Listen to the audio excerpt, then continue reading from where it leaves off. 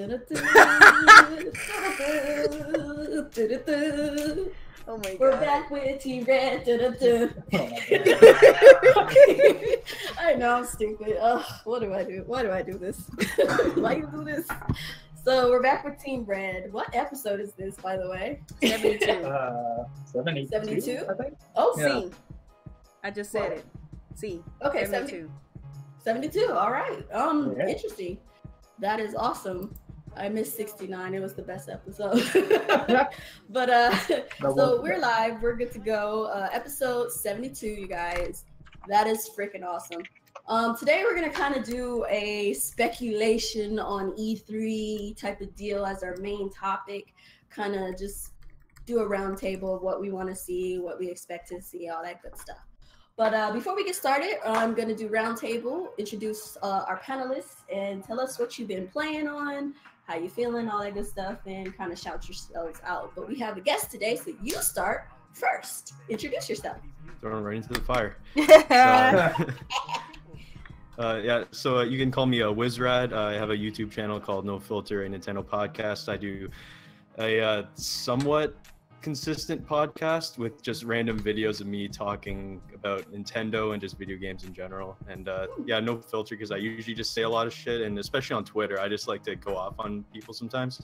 Yeah, that's just kind of how I am. So yeah, so No Filter Nintendo podcast and Wizrad on Twitter. So yeah, if you want to see someone just kind of be pretty ignorant about stuff, then follow me there. Yeah.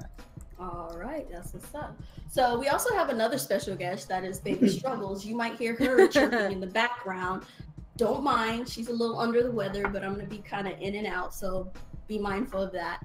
But on to our next panelist, which is Alex. Go ahead, introduce yourself. What you been playing on? What's going on, everyone? Atkinson here. We're back for some more Red Talks Nintendo, and there's an echo going on. And basically, I've been playing Shaq Fu. It's the greatest game I've ever played in my life. Oh my god. I got it for free because I had to suffer through the NBA Playgrounds fiasco, and it's amazing, and I love it. So what else have I been playing? I played the Mario Tennis Aces demo over the weekend. I definitely did not get nearly as much time as I had wanted. Yeah. Bunch of wedding stuff I had to do over the weekend, so I only got to play for like 2 hours.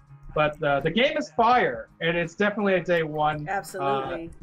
Absolute fire. I did not get to play as Chain Chomp. He was the only character I could not unlock because I didn't have enough time. But Waluigi is the GOAT. He is the best finisher of all time in any video game in the history of the world. And I'm very excited to play that game again. I just hope they fix those horrendous lag issues. Yes, I heard about that. Yeah, I heard about it too. All right, go ahead, Nia. What's good, everybody? It's your girl Nia, the video game her. You guys already know who it is.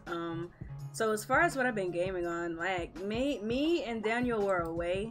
We went to South Carolina to see his family, so we didn't really get to play a whole lot of games, but we tried to play a little bit of Mario Tennis.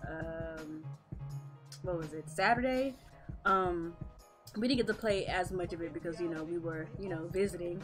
So we didn't really get to play a whole lot, but man, from what I played, oh my god, it definitely has a learning curve, guys. So if this is something that you want to get into and you haven't played it already for the demo, you guys are definitely in for a treat. I got bodied a couple times. I'm not even gonna lie. Yeah. Against the computer at that. Oh, really? Like it was. Oh, the computer. Okay, that's just sad. I was getting. I thought you meant in the tournament. No, I didn't get to play. A lot of I didn't get to play the tournament. Oh wow! But, then you would have really got bodied. Like just jumping in, like playing for a little bit. Like I was getting bodied. We didn't get to play a whole lot, but just for the little bit I played, it's actually like a pretty difficult learning curve. What else did I play? We'll just chalk that up to you losing because you couldn't use your precious motion control. Whatever, dude. Like I said, I was away. I didn't really get to play a lot. I'm one of those kind of people, like I have to play a lot to get good at the game. What else did I get a chance to play while I was away? Because I did take the Switch with me. I finished the Fall Part 2 Unbound. It is great. You guys should definitely check it out. Oh, you did get that. Oh, yes, I mean, I got it like around the time it came out. Because I played the first one and absolutely... the second one? Yes, I played the first one on the Wii U and absolutely loved it. So I had to pick up the second one and I enjoyed that one as well. I just finished that actually yesterday. What else have I played? Played a little bit of Earthlock on the Nintendo Switch as well. And me and Daniel and his brother-in-law and sister played Overcooked on the Switch, and it was amazing. I love that game. It's a great party game to play with people. And of course, since we were, you know, with family and stuff, you know, we played like the Jackbox party stuff. So that's pretty much the gist of what I've been playing. A lot of party stuff. Are you able to play that game with 4 players? Or is it 2 players? Overcooked is, yes, you can play it with 4 people. That's the that's the maximum. Yeah. And we all, you know, you could play with the Joy-Cons. If you have 2 sets of Joy-Cons, you could play with 4 people, and it's a great time. So I highly recommend Overcooked. Highly recommend. Yeah, boy. Well, me personally, I've been catching up on my backlog. I just recently finished Uncharted Lost Legacy. That was fun. Lots of fun. I rage quit my stream yesterday with Shadow of Colossus because of the stupid snake. He pissed me off. I'll probably get back onto that soon. Obviously, I finished the Detroit Become Human. Amazing game. Also, great game. Amazing. Still unlocking shit. Still finding awesome different like endings and stuff. And apparently, you can kill everyone off, and there's a different ending that's totally different. I might stream that one because I haven't unlocked it yet, but I heard about it. So yeah, it's a lot of fun. But yeah, I'm catching up on mostly my backlog, so I might get around to finishing up some Nier Automata. I think I gotta do. I don't think I finished Ratchet and Clank. I know I played it, I just never finished it, and then I deleted all my files. So I'll probably get to doing that in some other games later. But anyway, let's get on with it and get to these topics, which are... Before we get to the topics, I have to ask Alex a question real quick. Are you really enjoying Shaq Fu? Like, for real? Like, really? Like telling you, Shaq Fu is live! Are you serious? Like, don't troll me. Like, are you serious right now? It sounds like he's joking. It does. Let me put it to you this way. Oh, no. It's at least 10 times better than Streets of Rage. At least. Oh my gosh. Oh, wow. This now he's just stretching things. All right. Cool. We're that done. just shows All his right. delusion. Anyway, topics. Oh my Delusional gosh. out, you guys. Shoot, put an F in chat for delusion.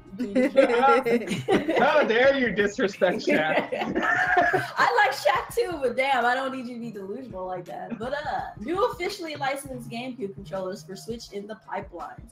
Don't know why this is a thing, but okay. Power A is creating some new GameCube style controllers for Switch.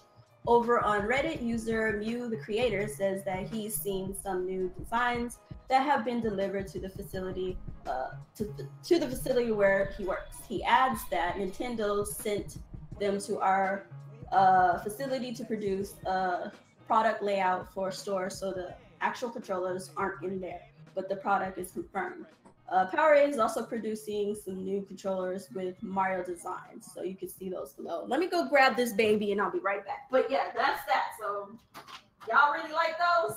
Man, y'all already know how I feel about the GameCube controller. It's like only a good controller for certain kinds of games. I don't care what nobody says. It's the most overrated controller ever for Nintendo. I don't care what anybody says. I'm standing on that opinion. The GameCube controller is the most overrated controller in video game history. Sorry. But Nia, aren't you happy with the one analog stick and the horrible D-pad? Don't you want that in all your games?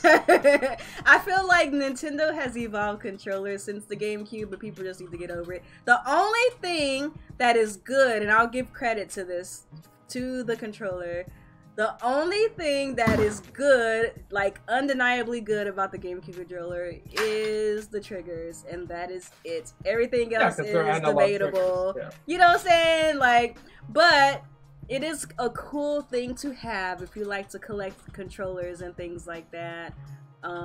One thing that I would say that I feel like is a missed opportunity in relation to these controllers is if I can't talk. The only thing that is a missed opportunity with this controller is the C nub. I wish that they would have actually put an actual like, why wouldn't they update that to a new analog?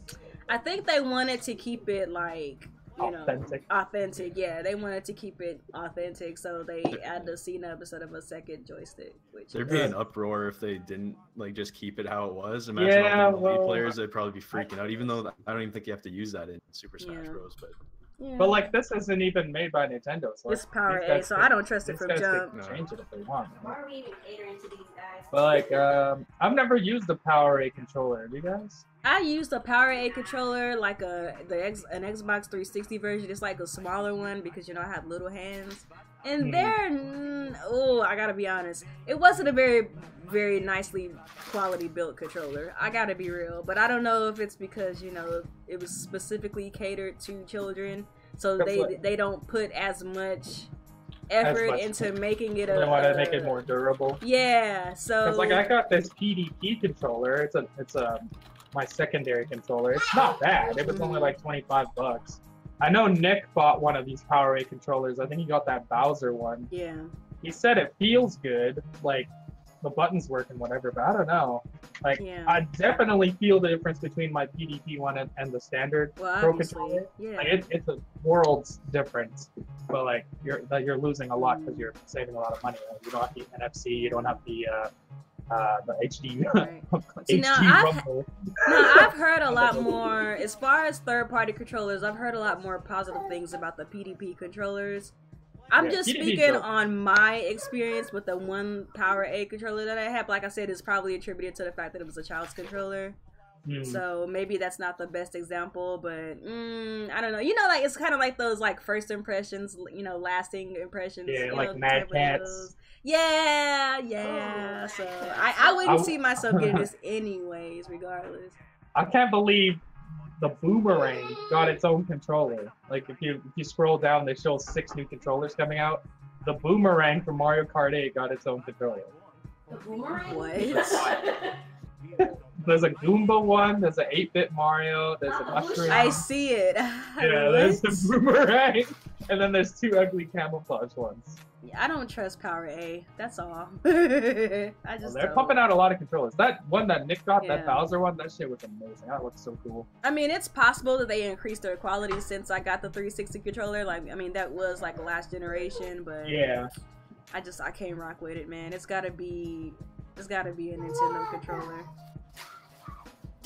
I would probably just avoid all third-party controllers. I never want to, you know, purchase third-party controllers. Although I do have an Afterglow Xbox 360 controller for Steam, which is like, it's perfect. Like that's the only one I've ever bought. And I probably don't want to buy any other ones with all the horror stories I hear about. But if I were to take a chance, it'd probably be PDP.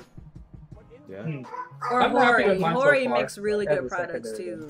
Hori or PDP. Has Hori launched any controllers for Switch yet? Not to my recollection. Did they do that one wired one or no?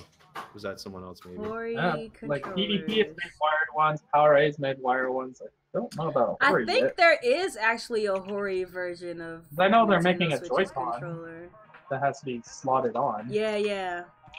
I think there is a wired version of there is. There's one here.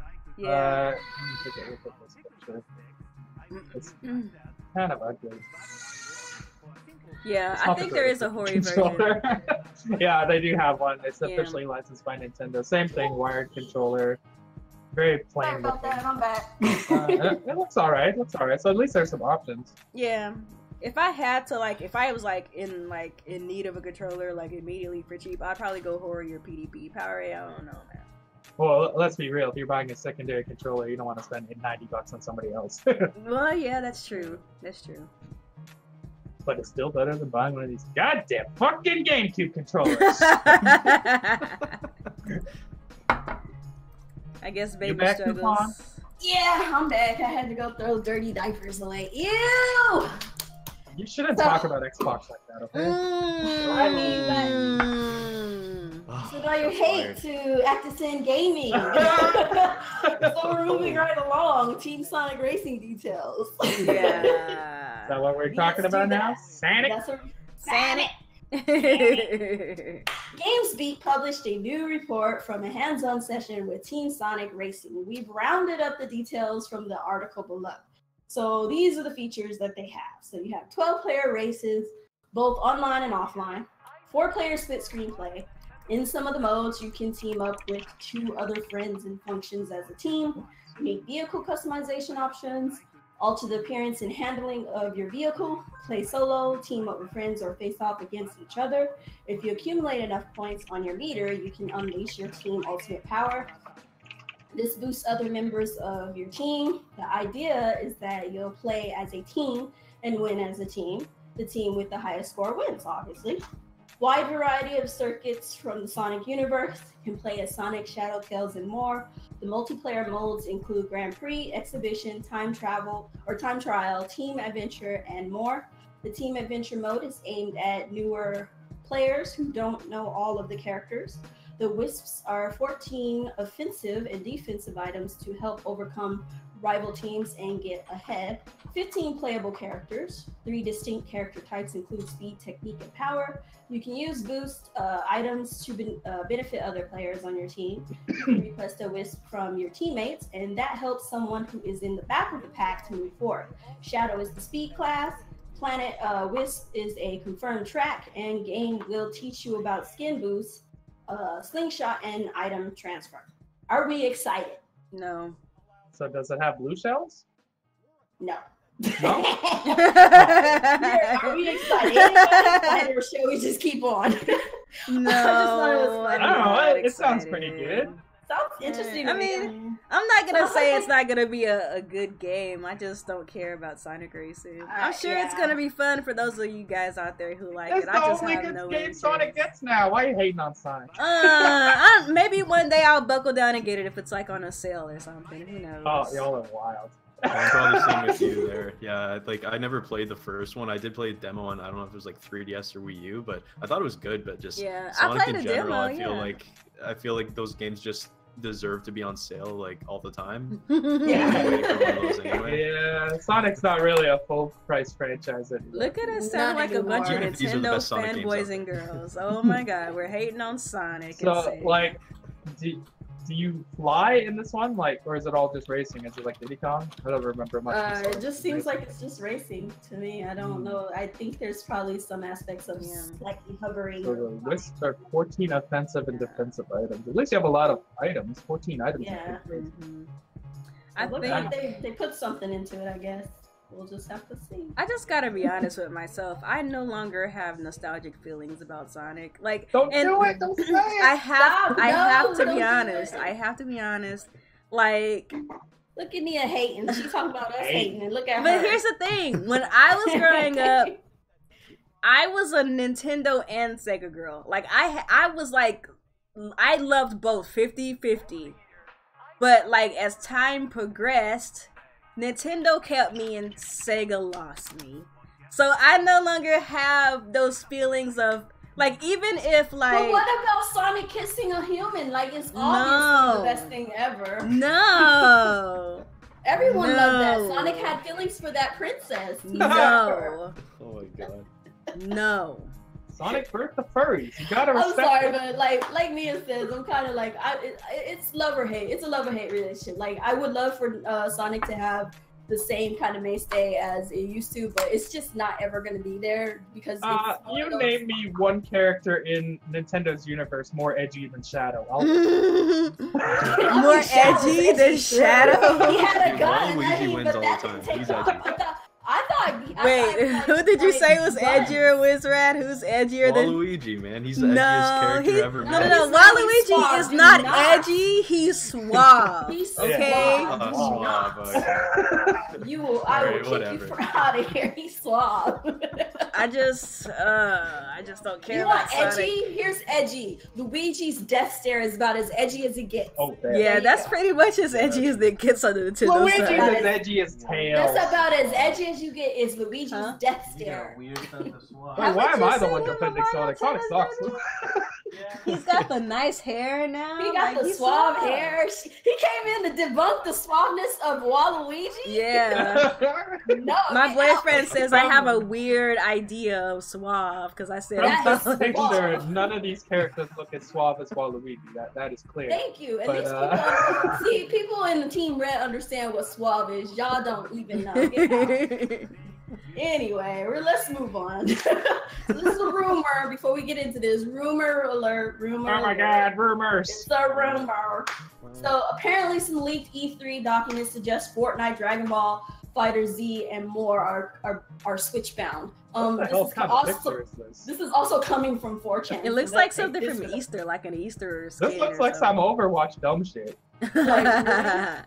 So anyway, let me read this shit. So while Wednesday was the day for seemingly every official game announced on the planet, including a ton of new Pokemon games, Thursday followed suit with a megaton of leaks and swiftly unveiled secret games. While the next Assassin's Creed was revealed by a key ring, a document has surfaced that suggests some heavily rumored and completely unexpected titles as due for an official unveil at E3 this month. The document in question states Nintendo will be getting a port of popular anime brawler Dragon Ball Fighter Z, or Fighters, whatever, Overcooked 2, and mysterious new title called Killer Queen Black. That sounds interesting. The document, which first surfaced on 4chan, take all this with a grain of salt. Also lists Paladins alongside the previously announced FIFA 19, Starlink Battle for Atlas, Monster Hunter Generations Ultimate, and Mario Tennis Aces. So, and a little thing called Fortnite as well. What's that? How we feel about these so-called leaks. This little article, this little document looks so fake right here. It definitely looks fake. Yeah. It looks fake, but whatever. It looks fake, but I would bet my bottom dollar all these games are actually coming. I believe sure they're coming. Okay, I'll say this. I definitely know Overcooked 2 is coming because Overcooked is doing the best it's ever done on any platform on the Switch. Like, it's in the top 15, like, week in and week out. It's killing it on the Switch. So I highly believe Overcooked 2 is coming. I heard a rumor that Mario Tennis Aces is confirmed as well. Some insider information. Inside information. Let's see. I also do think that Paladins is coming because there's been many, like, what do you call those? There's people? There's a lot of talk. Yeah, like a lot of people. Right now. What do you call those people who like go through like the game information? It's not hacking. The data miners. There we go. The data miners have been saying that Paladins has had some Switch code on it, so I highly believe that game is coming. And now that Paladins is out of open beta, it's out of open beta now, so it's allowed to be on the eShop now because Nintendo doesn't allow these beta games on. Exactly. I highly believe Fortnite's coming. There's no way that they're gonna miss out on extra money because they're killing it. That was data mine too. Yeah, they're killing it on all platforms, so of course they're gonna bring it to something else. We already know that Starlink game is coming. It's already on cell phones. It should already be on the Switch. Right. We already know that Starlink game is coming. That was announced a long time ago. Yeah, they announced that already. We know FIFA 19. Yeah, and EA just announced FIFA 19 was coming. Yeah, they confirmed it. Whoa. That's got to be fake news. There's no way EA is ever supporting Switch after one game they release on. Well, they already said Nintendo platform. Yeah. They cannot. They got 2 games because they have that. No chance. That's how they are. They usually only support 1 or 2 games and then they're out of there. Shit sailed. They're just gonna give us FIFA. That's it. I think that's all we're getting is FIFA. Bring us Madden though. We can't even get Madden, for real. They're not bringing anything but FIFA. FIFA and maybe another NBA, but that or whatever. I would love. Oh no, NBA is supposed to be. I don't understand why they won't bring NBA Live. Nobody's rocking with that game. Might as well bring it to Nintendo where like nobody's playing. Well, we do have 2K. We do have 2K. I forgot about that. 2K is the better game. I mean, but they could still capitalize on that. I would like Nintendo to partner with them and make more Mario sports titles and let EA handle it. Oh, and they could do. Can we get Mario Strikers again? What's that freaking? Get Strikers. We could get that 3-on-3 hoops game they used to There have. you go. I was just gonna say that too. They could do that. We'll have Strikers with loot boxes in it. Oh no, that requires effort though, man. I don't know if EA has. That's true. They'll FIFA-fy Strikers. Think about it. They'll FIFA-fy Strikers. But if Nintendo could strike some kind of deal with EA, it could happen. Like, it's possible. And that would be pretty dope. Because remember, NBA Playgrounds was supposed to deliver that type of experience, and that kind of fell by the wayside. I want Nintendo to collaborate with EA and all these other guys at the same time when I don't want them to just like bow down and be like, yeah, you can start putting all these microtransactions. I don't think Nintendo would let them do that, though. I don't think they would either, but at the same time they would have to make some compromises somewhere. I think they would allow for DLC, but it wouldn't be like the random stuff like loot box stuff. Well, like NBA 2K has the DLC. And I mean, Nintendo already said that they're trying but it's not like that. loot boxy RNG stuff though. Oh, yeah, but Nintendo said they're trying to get into live services too. So but that doesn't mean that it necessarily has to be loot boxes. Like they like Nintendo provides DLC, but it's not like, oh, buy this thing, but you don't know what it is. Like you at least know what it is. They always tell you. At the same time, I can't rule out that Nintendo wouldn't go straight. Oh, no, I highly believe. I highly believe Nintendo would go down that route if they saw that it was profitable. But I think that I believe they'll always tell you upfront what you're getting. Yeah, I think that though, I don't see it, not with like all these you know, all the gambling stuff going on with other people. Nintendo, like their brand do not want to be associated with that whatsoever. Yeah, because they're so I feel like they're going to be very careful. Yeah, I think that's a good point. Oh, C. Reed says that NBA 2K is super loot box heavy.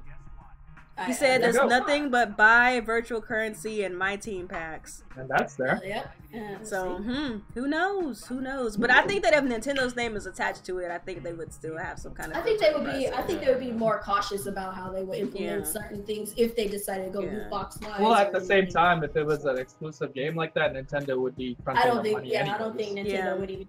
So EA, it's not like they'd be losing money. Yeah, that's true. Well, that's probably why EA doesn't put any more games on the system, because first of all, they just can't do the live service protocol on the Nintendo system. So they're FIFA has that stuff. FIFA has loot boxes and shit.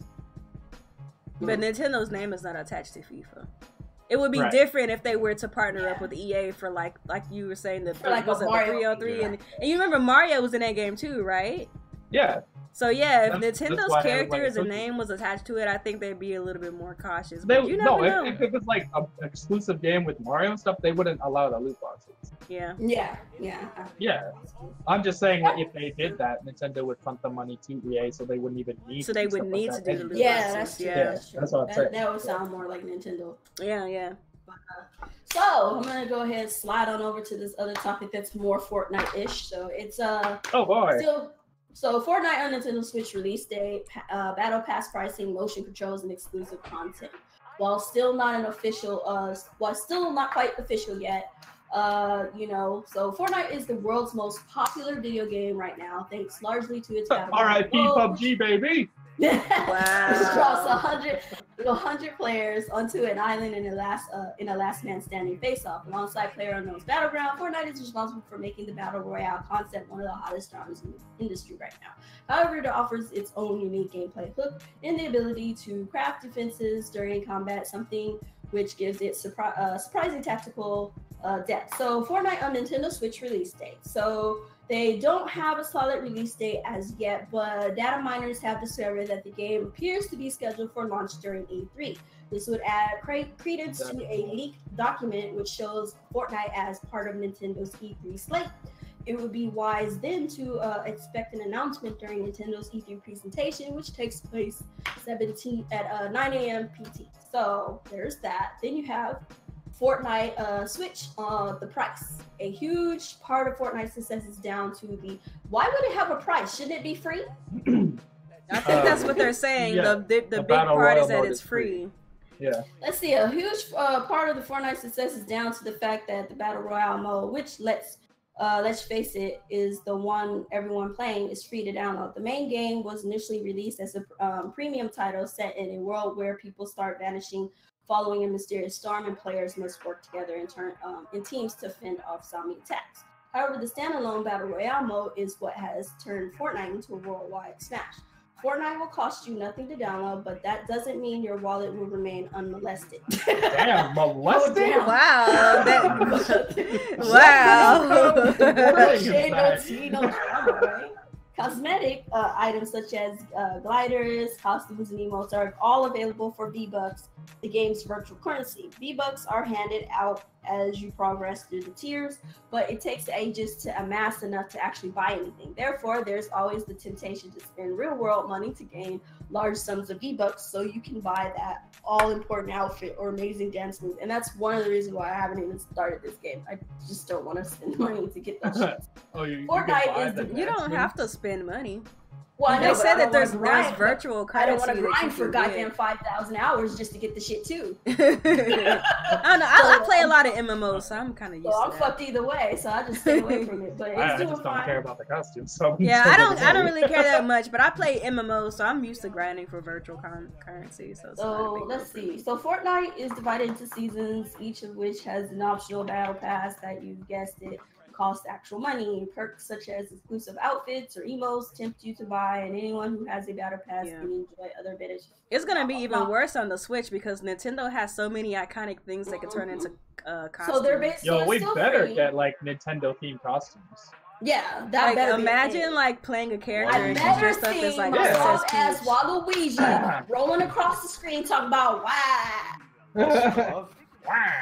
And then like look at all of like the Splatoon like outfits and junk. You know that stuff is gonna be like they can totally put all that stuff on there. But the battle pass costs 950 V-Bucks per season. 1,000 V-Bucks are around $10. Each season lasts around 70 days, give or take. So the controls on the Switch, this is pure speculation, but we think it would be great to see Fortnite on Switch. No, that's y'all's idea.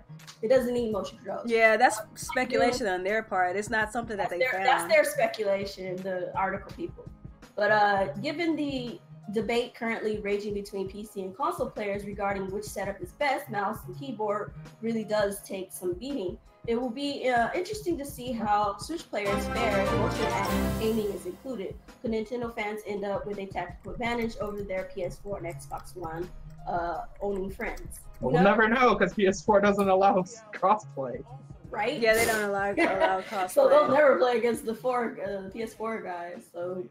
But I think that motion control is a good compromise for people who are not playing with keyboard. I mean, as long as it's an option, that's fine. I just don't want it to be like a mandatory thing. Yeah. You know, like it can be an option, definitely. In Doom and Splatoon, it's not mandatory. Yeah, it's optional. Okay, then that's fine. They can throw it in. So far, the motion aiming is way better in Splatoon than it is in Doom. Yeah. Is it? Okay. I haven't tried it on Doom yet. It's kind of slow. So there's this like trailer I think here for some kind of competition. I think so. This game called Crazy Justice that's coming to the Switch.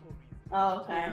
So given the Fortnite has been thrilling players for months now, it's perhaps surprising that we haven't had any other Battle Royale titles on Switch yet. However, there's one notable challenger on the horizon in the shape of Crazy Justice, which has a huge... That is not a competitor. R.I.P. Definitely not a competitor. Yeah, that game should have been out by now. They are dead in the water now. They are kicking themselves right now. If they released this like 2 months ago, they would have got a ton of sales. Now, and I mean, with Fortnite coming, they're screwed. But this and Paladins, and they're both free. Oh, it's ripped. Yeah, it's over. Y'all messed up. They waited too damn long. We've been hearing about this Crazy Justice game. I feel like about a year at this point. Yeah, it's been a little while. Yeah. So like they took it definitely looks decent. It's just sad that they didn't get it out sooner. They should have been had this out because people who want to stick with it would have stuck with it for. Just like look what happened in Lawbreakers. The Crazy Justice is gonna be the same thing. Yeah, pretty much. I do want to give it a go though. Like I just want to. I'll try it out, but is it free? It's not free to play. Crazy Justice is a pay to play game. It's a paid game, right? Yeah. It has a cover system, crafting and motion controls, and apparently it has a story mode. So I guess people who want something like that for the story mode, they might still want it. But hopefully, I just think it's a missed opportunity not coming out sooner. Yeah, because you know Fortnite, like Epic Games has the ability to pump out updates quickly, and that's the reason why it surpassed everything. That's one of the biggest reasons why a lot of people stick with Fortnite. They are constantly pumping out these updates. Yeah, they seem like other live service games seem to lack. They have an update. Yeah, it's basically every week. PUBG. They're so busy trying to sue Epic Games. Like, y'all need to fix your fucking game. Update regularly, and I'm pretty sure. I'm pretty sure people would be gravy to stand there. There's people that don't like the art style of Fortnite. Yeah, you got people over there at PUBG going to Fortnite because they're always updating. They don't like the art style. They don't really like the gameplay. They don't like the arcadey aspects, but they like the fact that it gets constant updates. They like the fact that it works. And the fact that it works, exactly. Oh my god. They constantly updating. They got prize packs over what 100 million or some shit like that. Like that's crazy. I'd be going over there too. Fuck PUBG. Like PUBG messed PUBG up, over here. Meanwhile, in PUBG land, let's go sue these guys. PUBG invented Battle Royale. That's why they're suing Fortnite. You know what they should have done when they started collecting all that money? They should have hired more developers so they could pump out updates to keep people entertained. When you don't update your game, people get bored and people move on to something else. And Epic Games got that on lock. They understand this and they're pumping out those updates. The second they announced they were working on an iPhone version of PUBG before they had fixed their Xbox version, I knew they were fucking in trouble. Yeah, their priorities are all over. Their priorities are all out of whack. These dudes are money hungry. So funny though, the top PUBG players like Dr. Disrespect and stuff. He's like, I love this game to death, but I can't stand playing it because it's not optimized and it's just no updates. So he goes to freaking Fortnite. Why wouldn't he? Like he's like, I love this in game, between when he keeps on his life, or is that after? It makes sense. He's like, they just refuse to fix this game. They're so busy trying to sue people and using the money for that they won't fix their game. So he's just forced to go to another competitor. It makes sense. So yeah, I would like to play Fortnite if I had more like time to actually play and get good. If I was interested, I would play, but like me and Alex. Yeah, I think once it comes to Switch, I'll probably play it more because me and Alex played it and we enjoyed it a lot. We just haven't really had an opportunity to play because my schedule is so garbage. I mean, that's the truth. Another advantage of jumping back on the Switch is everyone will suck. Exactly, everybody will be new. They'll be like trying to jump onto the PC version now. Like we got destroyed. We got bodied. Oh my god! Everybody's been playing. It'll be a more even-ish playing ground. Of course, there'll be some people who played in other versions. I don't think we streamed it. We should have, man. We got it freaking destroyed.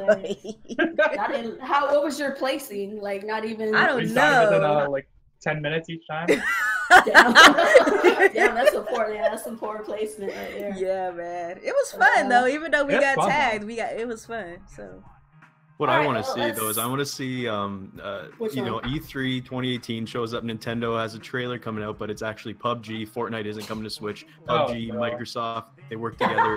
That's what Switch owners are getting. PUBG. I don't think Switch people would want PUBG. I think Fortnite. I don't think PUBG would run that well. On it wouldn't run that well, and then the Nintendo crowd would be more. It would be more excited about Fortnite.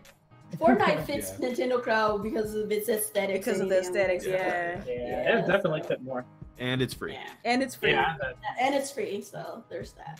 I kind of wonder what it would be like if Fortnite was like a $60 game. Like, would we not? I don't think it would be nearly as popular. Yeah, it would still be popular, but not as popular because it still updates enough to warrant a purchase. I feel like. You know what they could do right now? PUBG at this point. Yeah, that's true. At this point, PUBG needs to go free to play, and everybody who paid for it should get like the 40 whatever hell bucks. Even with PUBG, the only reason it got so popular is because it was only $30. That's true. Yeah. I feel like even if PUBG went free to play, people still wouldn't really care as much because they still have the problem of not updating the game at a good pace. True. It still has the problem of not being as optimized as it could be. Like, there's problems with PUBG that have nothing to do with the price point, and that's the reason why people are switching over. It's not necessarily the price. It's the fact that they're so slow to adapt. So outclassed by Epic when it comes to optimizing and updates. It's not even funny. Yeah. Well, PUBG Mobile's free. Like, I played that once, and I was like, hey, it kind of works, but it's still not good or anything. It's kind of sad. Like, they should have spent more time fixing their game. They wouldn't be in the position they're in now. Yeah. Alright, well, let's move on from that. So, Zelda Breath of the Wild clears 1 million sold in Japan, while Blaze Brew Cross Battle Tag Battle struggles. Oh, really? Okay, so The Legend of Zelda Breath of the Wild has now sold over 1 million physical copies in Japan, according to the Media Create charts for May 28th to June 3rd. The Switch launch title sold 6,722 copies during this period, making it good enough for 9th place. It has now sold 1,000 and some change copies in Japan since it launched earlier last year. Ta-da! So elsewhere, 2D fighter Blaze Blue Cross Tag Battle struggled to make an impact on Switch, limping into charts in 17th position with 4,271 copies. So the PS4 version fared better, hitting 4th place with 11,696. Both of these figures include the limited edition version of the game as well as the standard SKU. It was good news for Sony in general, as Dark Souls Remaster and Detroit Become Human took 1st and 2nd place in the chart. That's actually pretty surprising. I'm surprised Detroit did well in Japan. That's what I'm saying. Nintendo can't be too annoyed, however, because Splatoon 2, Donkey Kong Country, Tropical Freeze, Mario Kart 8 Deluxe, and Kirby Star Allies all made the top 10. That has nothing to do with the game that bombed. Pretty much. That's the first party games. Holy shit, Splatoon 2 is 2.3 million already in Japan. Yep. That's great. People love their Donkey tentacles. Kong Tropical Freeze has 100. They love 154. Jeez. Wow, okay. Mario Wow, it even almost sold 1 million more than Mario Kart even. That's crazy. That's what's up. And then Kirby Star Allies, 500,000. And Legend of Zelda finally hit 1 million, and that's what's up. That's cool. That's good news. Awesome. That's good. Sucks for that Blaze Blue game, though. Let's look at the funniest number on here. Xbox One 73 units and Xbox One X 62 units in Japan. Oh my god, that's crazy. Units, no games. Total. Like, that's total, guys. That's crazy. But what's really cool is the Switch actually outsold the PS4, the Pro, and the Xbox One X's combined. That's really not that surprising, to be honest. They like handhelds out there. Well, it's still pretty crazy though. Yeah. Like even combined, all together, that's beating 4 consoles. Yeah. I'm actually surprised 2DS has only sold 337 units. Like I thought the smaller handheld thing would be what Japan would really like. Yeah. But they like the clamshell ones. Mm-hmm. So the 2DS XL. Yeah. True. Nobody likes that wedge. It's like a piece of toast. The doorstop. Yeah, the doorstop one. That one was a bad idea. So, Pokemon. Shout out to Blaze Blue. Forget Blaze Blue. R.I.P. Blaze Blue more like I'm actually kind of surprised Blaze Blue didn't do that well. To be honest, I didn't even know that game came out. I knew about it. I just thought I didn't know it was on the Switch. Daniel likes those games, so you know, I knew about it. Yeah, I had no clue. I thought it was only on the PS4 or some shit, but hey, what do I know? So, Pokemon's president confirms 2019 RPG. Oh, Jesus, you gotta be kidding. Microsoft just delayed Crackdown 3 to 2019. Like, is that confirmed? They really said that? It's from Kotaku. They're saying Microsoft has delayed Crackdown to 2019. Okay, it's getting canceled, guys. It's getting spooky. It's getting real spooky. It's totally getting canceled. It's getting canceled. Get ready. That's crazy. This is what they did with freaking Soulbound or whatever. They did that shit. They're adding in the Crackdown Battle Royale mode. I wouldn't even be surprised at this point. I wouldn't be surprised if that's what they do. But by that time, like, I would assume that maybe the Battle Royale would go away. Oh, I'm hoping. But who knows? Anyway, Pokemon's president confirms 2019 RPG will include many new Pokemon and better graphics. Hey. So after the small avalanche of Pokemon reveals last week and general buzz and discussion around Pokemon Let's Go Pikachu and Let's Go Eevee, you'd be forgiven for pushing next year's core series RPG to the back of your mind for now. We didn't expect to learn too much about this title for a while, but a trickle of details have now emerged from the Pokemon Company's president. Speaking with Japanese magazine Famitsu, Tsunekazu Ishihara has discussed all of the Pokemon games that came about from last week's announcement, including next year's RPG. Kindly shared by Japanese Nintendo, the first of these details confirm the news we've already been told.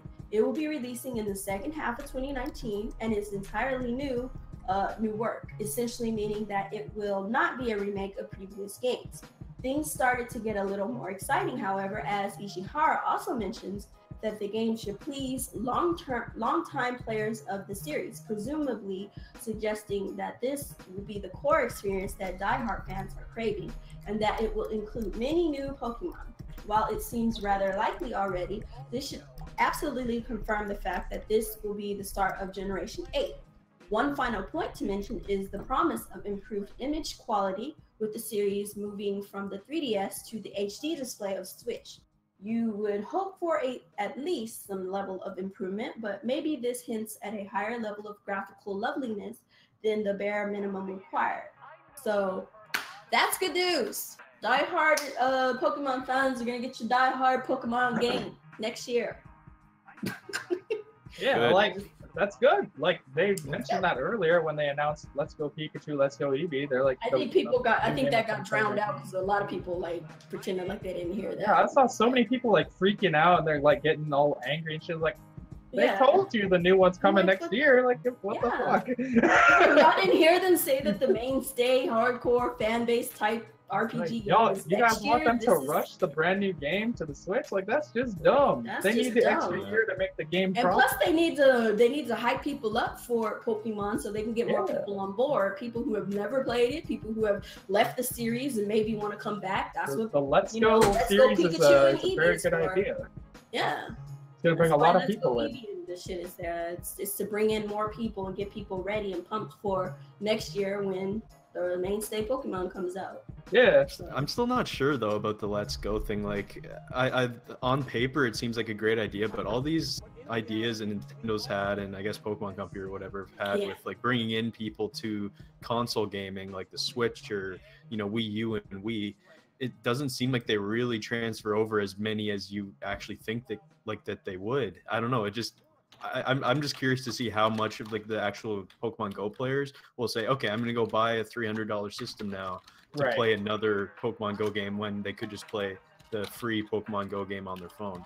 You know what I mean? I just wonder how many are actually going to be brought over. Yeah. Like, it must work because they continue to do it. Yeah. Or maybe they're just trying to hit the jackpot kind of a thing, right? Yeah. Either way, like, this is clearly a much easier game for them to make in the meantime while they make the full one. So, and it's going to sell gangbusters anyway. Yeah, exactly. It's probably going to sell better than previous versions of Pokemon regardless. Yeah, it's up there. So it's going to be pretty interesting. So yeah, Generation 8. I started watching Pokemon again because I got excited about the Let's Go Pikachu, Let's Go Eevee shit. So I've been watching Pokemon X and Y. And I still get the happiest when I see the Gen 1 Pokemon. Like, I was watching an episode that had Charmander, Bulbasaur, and Squirtle, and I was like, oh man, these guys are still better than the new Pokemon. I'm still happy about this Let's Go Eevee shit. And I just want to see the next generation have go full out. Like, I just want to be able to play a game that is the anime of like the first anime, because that's the only one I've ever like really watched of the Pokemon series. And I'm not like the biggest Pokemon fan or anything, but I have played almost like every game, so I guess maybe I am. I don't know. But I'm just hoping they just put money into it, man. They make so much money. I want to see them make like a friggin' God of War, Last of Us, whatever. I want to see some serious like money and like effort put into this thing. I don't want to see some half-assed Pokemon game. I want to see something big and special. So, yeah, because they've been limited by the 3DS hardware for years. Yeah, exactly. So this is it.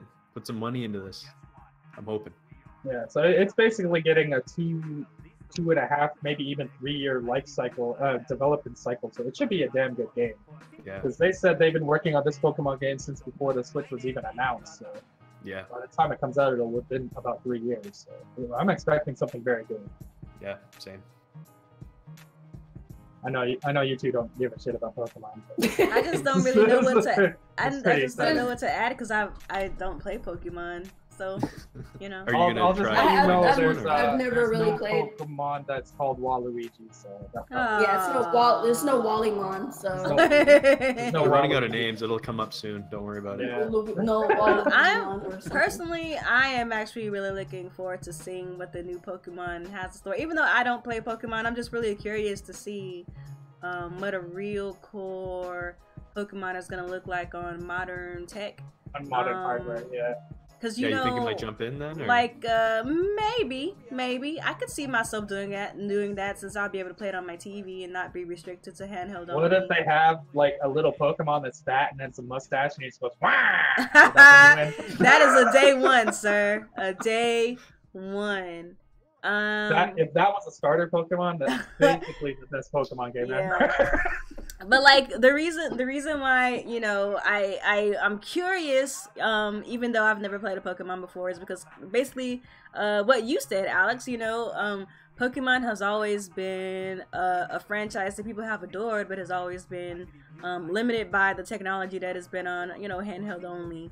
So considering that this game is going to be built ground up from the Switch, I'm really curious to see if they plan on utilizing, you know, what the Switch could do for this game. So I'm just curious. I really hope have a Breath of the Wild, but you're out like a world as big as that. Oh my god, that game would last forever. You would never be done playing that game. That I would would be amazing. interested. That would be the true Pokemon master adventure. I would be interested in world that large. Yeah, I hope, you know, I know that they said it's not coming out to 2018, but I hope they at least give us a sneak peek at E3. I know I'm probably asking for too much, but I don't think so. That would be awesome. They're gonna shove Let's Go. They're gonna shove Let's Go down your throat for the next little while. I'm sure you're right. I'm sure you're right. Yeah. But like, you know, considering that from what I've been told, like I said, I don't play Pokemon, but from what I've been told, a lot of what's also interesting about Pokemon is the region where it takes place, and if they're able to expand upon that region because they're on more powerful technology, like that would probably be something that make me be like, I gotta get this. I gotta explore this. Can you imagine if you could explore like Xenoblade Chronicles X? Dream. Yeah. You wouldn't have a scale, probably. Absolutely. Oh man. I would probably have to give a part of my life to Pokemon at that point. Because that's essentially what I did with Breath of the Wild and Xenoblade X. Like that was my life. Same. For like a month. For 2 and 3 months with me, because Xenoblade, it was 2 months for me. Yeah, when me, Alex, and Coupon got Xenoblade X, like we played it through the story, of course, but we extended the life of that game because of all of the stuff that we did together online. It was crazy. Like that was our life for like 2 to 3 months. My mech was so strong I could kill Telethia in 2 hits. Exactly, it was crazy. Yes, Rizrad, we went hard in that game. I haven't been that obsessed with a video game in so long. Dude, that's crazy, man. I could barely beat a Telethia by the time I beat it, man. Oh, fuck. Yeah, I went a little overboard. Yeah, we grinded it out. We got like the most powerful skills in the game. It was crazy. Do you guys think you will see a port on Switch? I would love it. I would buy it again. I don't care. I don't see why they wouldn't. I want a port of that. I will buy it again. Yeah. I don't care. I will play it. One of the few again. I'd rebuy on Switch is that, and maybe Wonderful 101 if they fix it. I'd love that. I would definitely get Wonderful 101 again. I don't think I've bought a Wii U port since freaking Mario Kart. I didn't even buy that. Oh, wow. Because I didn't buy any of the ones that came out this year. I do want Hyrule Warriors, but I haven't gotten to that yet, so... Yeah, I didn't play that on Wii U. Mario as well. I've rented Donkey Kong, but like I haven't bought any Wii U ports since Mario Kart. I don't know if Baby Struggles has beckoned for coupons, so I guess I will move us forward if she's not here. Yeah, she left a message. Okay. Oh, did she? All right. So the next topic, Konami is set to reveal 2 new games for Nintendo Switch at E3 2018. So I'll read a little bit of a blurb here just so we know. Oh, there she is. Go ahead. Just so we know where we're at. So it says, with the exception of a few titles such as Super Bomberman R, Konami is one of the few developers to show a continued investment in Nintendo Switch. And then it goes on to say that they have 2 unannounced titles that they plan to unveil at E3 2018. The 2 mysterious titles are listed on Konami's official page on the E3 2018 website, with one stated to be an action-adventure and the other a compilation. With no details available at the moment, we're all now left to wonder what Konami could be planning. It's Metal Gear Survive, run! Switch. Oh, man. Oh, no. So, I'm not going to read the rest of this because that's pretty much the synopsis of what's going on. So, the 2 titles are an action-adventure, and one is a compilation. Now, I'm trying to look through Konami's back log of games, trying to figure out what exactly that compilation could be. Metal Gear Solid collection. Please. You think it'll be a Metal Gear collection? You think Konami would do that? Crazy, but that's highly unlikely. I feel like Konami is so petty that they would not do that just to spite Kojima. So I'm not thinking that they're gonna do Metal Gear compilation. Because like Konami used to have these Konami classic games, which they brought out. Didn't they do Contra, Konami? Yeah, there was one with like Contra and what the hell, Castlevania, Frogger. Yeah, I could see. On the 360. Oh yeah, it could be a compilation of different games. It doesn't have to be a compilation of the same franchise. I could see that. Series. Yeah, I could see some Contra. They also have the what the hell is it called? The Namco Museum? Or no, that's a different one. But like yeah, there's like Namco, old games bundled on. It'd be like Namco Museum. I know what you mean. Same idea.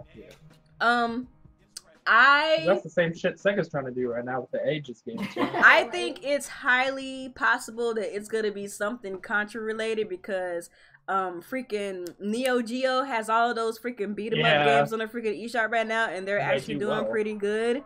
So I can see Konami wanting to jump in and like, oh, if people like this, then they'll want to play this. So I could totally see that. Contra would be great on handheld, Yeah, Contra on the Switch would actually be pretty tight. I would totally go back and play those. To be honest. Yeah, I'll go back for that. Cause I was playing Metal Slug, that was fun. Yeah. I want Contra Hardcore. I hope they bring that one too. Yeah, I can see that. But as far as this action adventure game, I wonder if it's gonna be a new game or something that they've already, done and it's like a port. Could it be like a Lords of Shadow game or something? Is that like what the Castlevania games were? Yeah. I don't know, like maybe. I know they have like 2 of those or something, right? Maybe. You just never know with Konami these days because they don't really do a lot of stuff these days. So you just never know. Like the Pachinko machines or whatever you call them. Yeah, the Pachinkos.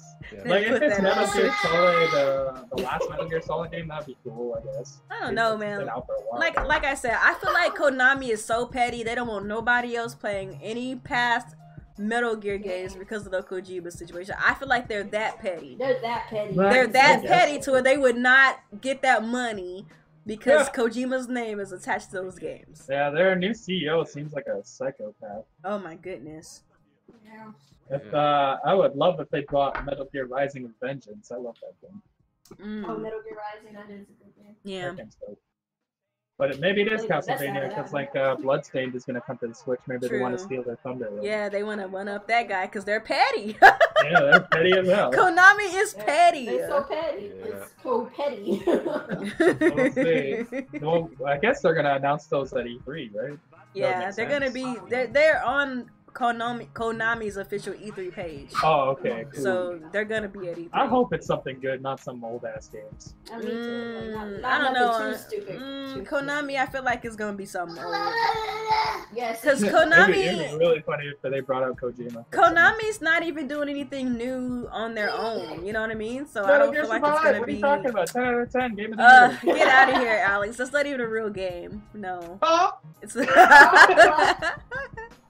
Well, Bomberman did good on Switch. Yeah, so what if they just do like did good. Maybe a collection of that, or maybe they even do a sequel already. They just saw, hey, we made some money here, let's make another one. So you think that Bomberman R2 could be classified as action adventure?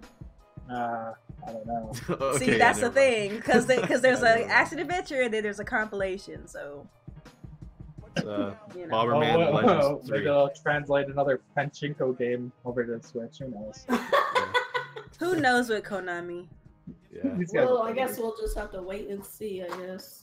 Again. M Prime says Baby Struggles disapproves of Konami. Yes, she does. She over here acting a fool. Feeding her, by the way. She don't like Konami. She didn't like that. But anyway, enough of Konami, because fuck Konami, right? Right. See? Yeah, exactly. Exactly, she understands. Baby Struggles is not feeling it. She's mad at me because I stopped feeding her, so she get mad at me when I stop. All right. Can you read the next topic for me again? Yeah. So look at this, people. We have Splatoon figures coming out, and you can dress them up. You have the coolest figures on the street. You're the coolest kid at school with your little Splatoon figures. And they have different hairstyles and different. Oh, you know what's funny about that is that that's the second those are supposed to be the second wave of them. So what happened to I've the never first? heard of the first one. Right? To be honest, These I are would actually probably pretty invest. damn cool. Yeah, I would actually They're probably pretty invest cool. in these. Look how cool they look. They're pretty good. They're pretty cool. Look at you, little Miss I Hate Amiibo, willing to spend hundreds of dollars on Splatoon figures that don't even Because have the amiibo. outfits are so freaking dope. Look at these Look outfits. at you. Look at these outfits, Alex. So Look that's at all them. it took, huh? Look at these outfits, dude. These are pretty wild. These are pretty cool. I like these. I actually have some of these outfits right now in the game. I'm sure they'll keep making new outfits too, which is Bro, you don't funny. But still eat this. they have little stands for the outfits. Like, this is pretty This is cool. cool. Does it say anything about pricing? Amiibo wish they were this cool in Prime. Oh, damn. But Amiibo gets to hide content. This has nothing. There's no mention of when these are coming out. There's no mention of price. Okay, here we go. Each set costs 30 US. A set comes with what? One person? And Or you does get it come with both? like an assortment of outfits? They're very vague about this. Let's try this other article here. Next to. Hey, John. Baby struggles, I know, it's $30. Okay, Run away. I guess a set has 4. That's what the picture implies. 4 outfits. Or, well, it shows 4 Splatoon kids, and then like each one has their own outfit. It's pretty vague. I don't know. Yeah. But yeah, it looked like it's actually launching this week in Japan. That's crazy. Oh, is it? Yeah, it's actually this is the second series. They already had a series of these figures. These actually look pretty cool. Only thing they're missing is brown kids. Where the brown kids at? I think gotta so. color Well, them this each one, The marina or whatever. yeah. It comes with the brown kid coloring. Well, that's pretty cool. Like, hopefully they bring these over to North America because it seems like it's only in Japan. Yeah, these are pretty dope, man. How is that the second wave, but we didn't hear about the first wave and we didn't even Probably know because they're where it was? Japan only. So Yeah, and like people didn't care. But I know, whatever. I want one too, baby struggles. What about Rizbrad? What do you think about these figures? You interested? Yeah, no, I'm obviously not gonna like import them or anything, but man, just the designs. Nintendo has some like amazing character designs. The Inklings are like top notch. yeah, really, they're the like, best. I love them. Yeah, man. Personally. Like, yeah. I like how well thought out the Inklings are. Like, they thought well ahead how many costumes they can make, the different hairstyles. They know what people would want to do with those. It's Yeah. pretty smart. I if you love want that they edgy, went use with these. use a little bit of edge. Because Yeah. These guys with their Yeah. toques and their, you know. you know, shorts originally and they toques. wanted to do like rabbits or something like that, but I think these were Yeah. like the best possible choice. Yeah, Yeah, it the makes sense for what squid they were thing doing. just makes sense. It's a good idea. It's a home run for them, definitely. And they're so fashionable. I love them. Well, let's move on to Telltale. The Walking Telltale. Dead. Oh The yeah. final season is confirmed for Nintendo Switch. I love the Walking Dead Telltale series. It Yo, is same. fantastic. Oh, so good. And we still don't have the old ones on the Switch, so I thought those were going to come over, but they did not. But this new one has been confirmed that it's on the way. It's in the trailer confirmed. It's sometime in 2018, and we have an older Clementine. She's battle-hardened. She said some wild shit, like, I don't even remember a world without monsters, so she's definitely dead inside. So it's going to be an interesting story. I can't wait for this, to be honest. Like, I played all of them, including the Michonne one. The Michonne one was a little short for my liking, but the one starring Clementine is just the best, because you definitely have to protect Clementine at all costs. She's a more fleshed out character anyway. Yeah, of course. And still from what have I to play understand, season she's going to 3 make it though. into the Oof. show, too, right? Like the actual Season Walking 3, I Dead show. I heard heard they're wasn't going to too try bad. and implement her into the TV series. Into the TV series? In the She's TV not in the That's what I TV heard. series? No, she's never been in the TV. She's never been in the show. Huh. They said they were gonna enter. They said they were gonna Yeah, I do think something. this is something going to be like the that, final but season of the show anyway, so I think they're trying Yes. to like cross her Trying over. to. Oh, that'd be cross her cool if over. they like meet That'd up be so or cool. something. That's the only Yeah. reason I would go back to that. Because Yeah. I gave up on Walking Dead TV series a while ago. Yeah, I stopped Yeah, watching same it too, but Well, if, if they put she's Clementine confirmed to in get it, over then there, I would start watching I it. would totally watch it if they put her in there. She's the best. Yeah, Alex, how was season 3, the actual game? Was it good? The Michonne one? Yeah, it's good. It's just short. Well, it's season 3, A New Frontier. I don't know if Season 3, A New Frontier was actually pretty decent. They introduced a new character, Javier. He's pretty decent, just awkward at best. Like, yeah, he comes off as the type that you would just want to play him as a villain, honestly, to me. Like, all the choices they give him are just kind of easily geared toward villainy. There's no mention of season 3 will come to the Switch. I guess I'm hoping it does, because I'm either getting it on PS4 now or I'll wait for a version. But yeah, like at this point they might as well do a collection season 1, 2, and 3. Yeah. Oh, that'd be great. For Switch, that would be perfect. That'd be perfect. But who knows? If it ends up only being the 4th season, then it is what it is. It's still definitely a game that still worth playing. So out of the Telltale games, the Walking Dead series is the best one. Oh yeah, for sure. Wolf Among Us is pretty good too, I thought. Yeah. They actually have Wolf Among Us 2 coming out. Yep, that's supposed to be this year. Yeah, that's what I'm hearing. That was a good game too. Eat that. Right, what's the next? So we're all pretty excited for Walking Dead, but let's move on to Sega. I know this is a huge step down from greatness. Well, you grade that one first and then the other one. Well, which one was that? Yeah, because the Nintendo E3 thing is the main topic, so might as well do Sega stuff. Well, actually, let me do the Square Enix one. How about that? Oh yeah, the one that you had. Okay, yeah. So, Square Enix has realized that the Nintendo Switch is an unstoppable juggernaut console, and now they are establishing a division exclusively for Nintendo Switch. Oh wow! So they say here, Square Enix has decided that it wants to focus on original titles for the Switch. As we know, they're making Octopath Traveler, which looks like a god-tier game. And if this game does well, and this is something that appeals to fans, they want to focus on the Nintendo Switch.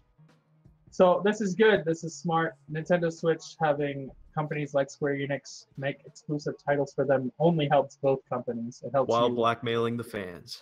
While blackmailing the fans. It is what it is. Buy your damn game, you're not getting shit. Yeah, well, Square Enix does what they do. I was buying it anyway. It looked awesome. Still. Yeah, it looks awesome anyway. You're most likely gonna buy their game anyway, so why do you need to blackmail us for it? Like, that's the question mark I got. Exactly. And if it's games like Octopath, like that style of game, it won't take them 20 years to make, like Final Fantasy and Kingdom Hearts. So that's a plus. Yeah. Can I get my Kingdom Hearts on the Switch, bitch? Yeah, I would hope so. Okay, so in addition to this, Asano also confirmed there will be more large projects on the way to the Switch, though he would not say what is being worked on. So it says there are several other titles we are currently working for on the Switch. If you could just wait a bit longer, maybe after you put your kids through college, you'll be able to understand. Please understand.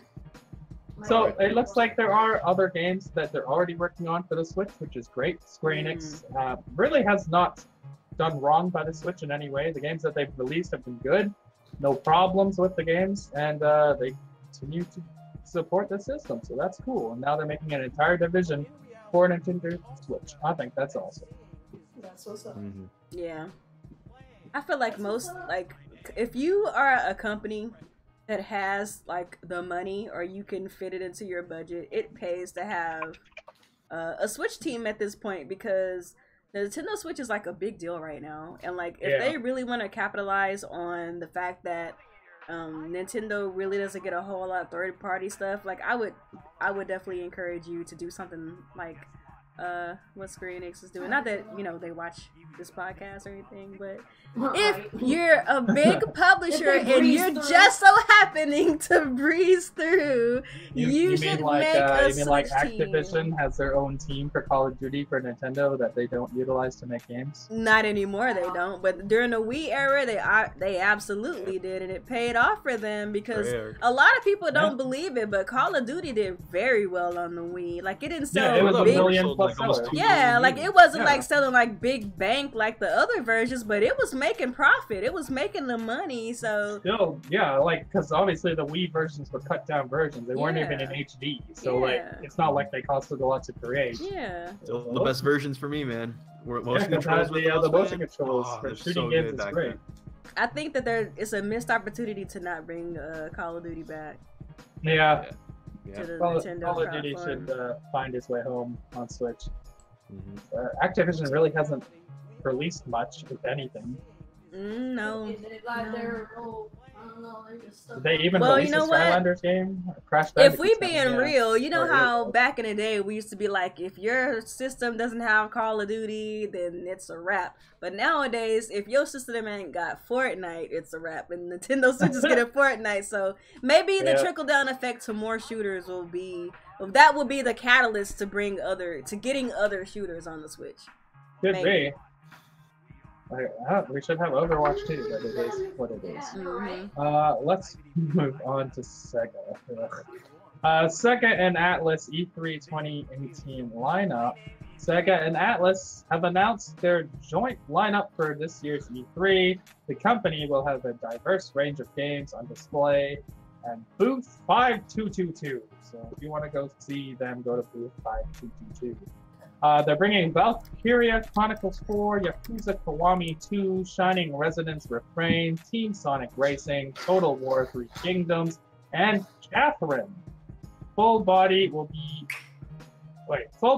all be featured. Also planned are a pair of Atlas titles for unspecified platforms that will be announced tomorrow. Shin Megami Tensei, please. I said Shin Megami Tensei, please. Yeah, well, probably. Yeah, they're still working on that.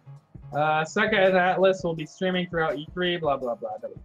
Okay, so the only game out of that list that's coming to Switch, as far as we know right now, is Team Sonic Racing. And Valkyria Chronicles 4, that's been confirmed as well. Is Chronicles 4 confirmed too? Yeah, it's confirmed. Cool. It's definitely coming. Yeah. Catherine should come over too, because that's Oh, man, I'd yes, love to please play release that. it, Catherine. I'd be kind of surprised if that one doesn't make its way over.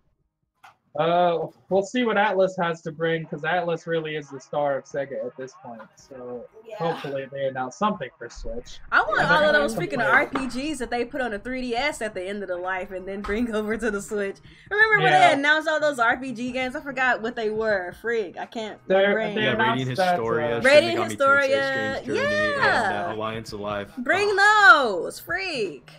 Well, we got that Professor Layton spin-off game coming. Yeah. Well, that's level 5. That's not. Oh, my bad. I thought that was Atlas. Yeah. But that sucks because they're bringing that over, the Professor Layton game, and I bought that on 3DS like begrudgingly. I didn't want to play it on it, but. And now it's coming to the Switch, and you wasted your money. Oh, man. That's why I held off all purchases of any 3DS, anything. Well, you're being smart. I'm not. Hopefully the 3DS. I mean, the Switch, when the Switch was taken off, I was just like, well, there's no point in my 3DS. And it was kind of pointless. I was trying to turn my 3DS in, but they weren't going to give me nothing for it. So I was just like, well, I'll just keep it then, just in case. Kijiji or something. People still go pretty good for 3DSs and stuff on Kijiji. At least a lot better than you would at like a GameStop or a used game store. Yeah, definitely. GameStop won't even give Don't touch my 3DS anymore. Yeah. I am done with it. But we'll see whatever Sega has, Sega and Atlas have for the Switch. Welcome it with open arms, unless it's Sega Team Racing, because we already got Mario Kart. But alright, so I'm free. I can. You're free? Alright. Yeah, so I'm free now. Main topic, guys. Nintendo at E3 2018 guide recap. Pokemon Let's Go Pikachu and even Playable. So this is like pretty much a rundown of what to expect at E3, and then after this, we're gonna all speculate and talk about what we would like to see from Nintendo at E3. So starting off, I'm not gonna read the first thing before. I'm gonna read the Monday on June 11th at 2:30 p.m. PT. The doors to the Belasco Theater will open, and opening rounds of Splatoon 2 World Championship will begin. Competition starts at 3:30 p.m. and lasts until 6 p.m. The event is open to anyone who would like to attend. Starting at 12:30 p.m., fans can line up for a chance to receive a wristband that will grant them access to the competition. Wristbands will be distributed on a first-come, first-served basis while supplies last. You can check all this out on at e3.nintendo.com, their Nintendo YouTube channel, and on their Nintendo Twitch channels. On Tuesday, June 12th at 9 a.m., the Nintendo Direct E3 2018 video presentation will feature games launching in 2018, including the recently announced Super Smash Bros., game for the Nintendo Switch system. At noon, the doors will open to the theater for Splatoon 2 World Championship Finals and Super Smash Bros. Invitational 2018. The action starts at 1 p.m. Both tournaments events are open to anyone who would like to attend. Starting at 10 a.m., fans can line up for a chance to receive a badge that will grant them the access to the competition. Badges are first come, first serve, as all supplies will be. Everyone can watch everything on the previously announced channels. And on Tuesday, June 12th through Thursday, June 14th, immediately after Nintendo Direct E3 2018, on June 12th, Nintendo Treehouse Live E3 2018 will begin 3 days of live gameplay, appearances by Nintendo Treehouse members and developers, and insider look at games, starting with the upcoming Super Smash Bros. Game for the Nintendo Switch. What the hell just happened to my screen? It just moved. Hold on. Oh, there you go. My screen moved. For 3 days, E3 attendees will get hands-on time with the games at the Nintendo booth, including the Super Smash Bros. Games for Nintendo Switch, and recently announced Pokemon Let's Go Pikachu and Eevee. Reservations is required to play the Super Smash Bros. Games. All other games will be available to play on first-come, first-served basis. Okay. E3 attendees who are spotted playing their Nintendo Switch systems at the show could be selected by roaming members of the Nintendo team to receive an exclusive Nintendo Switch pin while supplies last. And once again, you can see every e3.nintendo.com, Nintendo's YouTube, or Nintendo Twitch channels. That's for anybody who's going to actually be there. The rest of us are going to be watching it on any one of these. We're going to be watching it on the YouTube. I want that fucking Nintendo water bottle that dude has in the back. Yeah, that looks cool. So are we going to be streaming this by chance? I am. I will. I won't be at work because I'm out for summer. So I'm taking the day off. I am in there like swimwear. Okay. I'm so excited. So we are going to be streaming this. So if you guys want to see E3, I'm going to be streaming all of E3. I am excited. I'm going to be streaming but I'm going to do it stuff, in separate intervals. So I'm going to do Sony by itself, then I'm going to do, and switch them up. So by all means, come hit us up because we gonna be acting a fool. So basically now the main topic is just speculation, what we want to see from E3 as far as Nintendo, all the other companies, well, mostly Nintendo, and what we are looking forward to, all that good stuff. So we'll go roundtable style, and we will start with our guest today. So what would you like to see from E3? What are you speculating? Are your expectations high, low? And it's mostly toward Nintendo for now. Okay, well, as far as actual predictions, I did do a video about them, but I guess kind of my main one is that I feel like 2018 is still going to be very barren. Let's start off this segment here with a very down prediction. Anyway, but yeah, I still feel like 2018. I just feel like Nintendo's going to focus so much on Super Smash Brothers, and they're just going to still leave 2018 to kind of fizzle out, except for having Smash. So that's the pessimistic side of me. But yeah, I don't know. I just see them like putting so much effort and like just all the eyes onto Smash, and then they don't want to like destroy any of the other games that are coming out. I feel like 2019 will be huge, but I feel like 2018 they might kind of slow it down and just have focus on Smash. Other than that, though, like I think more just for my wishes, I want to see a new Phoenix Wright game, like right now on the Switch. Yes. Yes. Are you guys big fans? Yes. Okay, I'm a fan. Yes. Yes.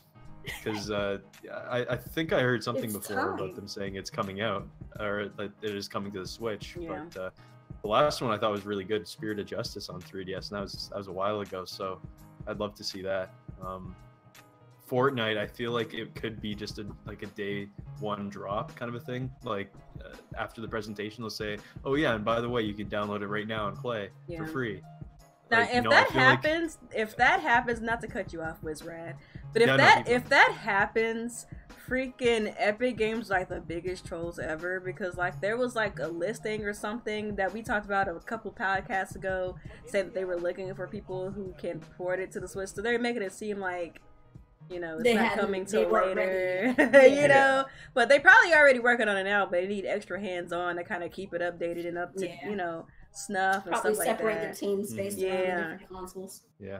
That'd be funny. Well, I could totally see it though. Like that'd be a huge news at E3, and not to mention I can just picture everyone at like the show floor and stuff, like pulling out their Switch and having Fortnite there or something like that. Yeah. And, and really just keeping the talk about Fortnite, because I don't know. I just feel like this E3, a lot of people are gonna be like bringing up, oh yeah, and Fortnite, ha ha ha.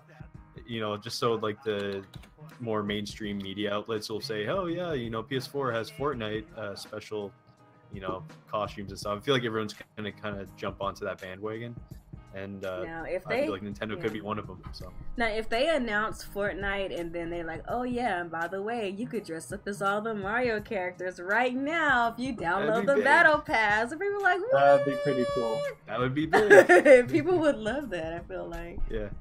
Yeah, but just a few other like predictions, I guess. I think that we will get a Fallout game for Switch. I know that they just announced that Fallout 76. I haven't really looked into it, but I feel like we could get maybe a dual pack of Fallout 3, or at least something else from Bethesda. You know, last year was all Skyrim with like 5 different versions or whatever the hell it was, but maybe this year's Fallout's you know, big kind of push. So either Fallout 3 or Fallout 4.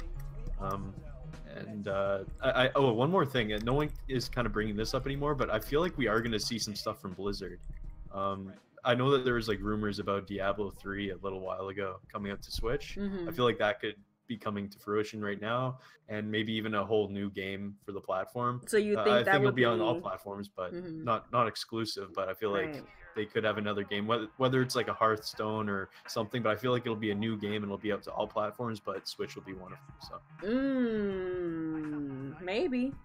I don't know. Like, I feel like know. Blizzard's kind of in wait and see mode because. Well, the reason why I say that is probably not warranted because, like you said, they do have other games, but obviously right now the biggest one is Overwatch, and if you're not putting Overwatch on a thing, then what's the point, in my opinion? But they seem, because you remember, like last podcast we talked about it, how they said that they were not eyeing the Switch for an Overwatch port. So if Blizzard does show up, it's like, what are they gonna show up with?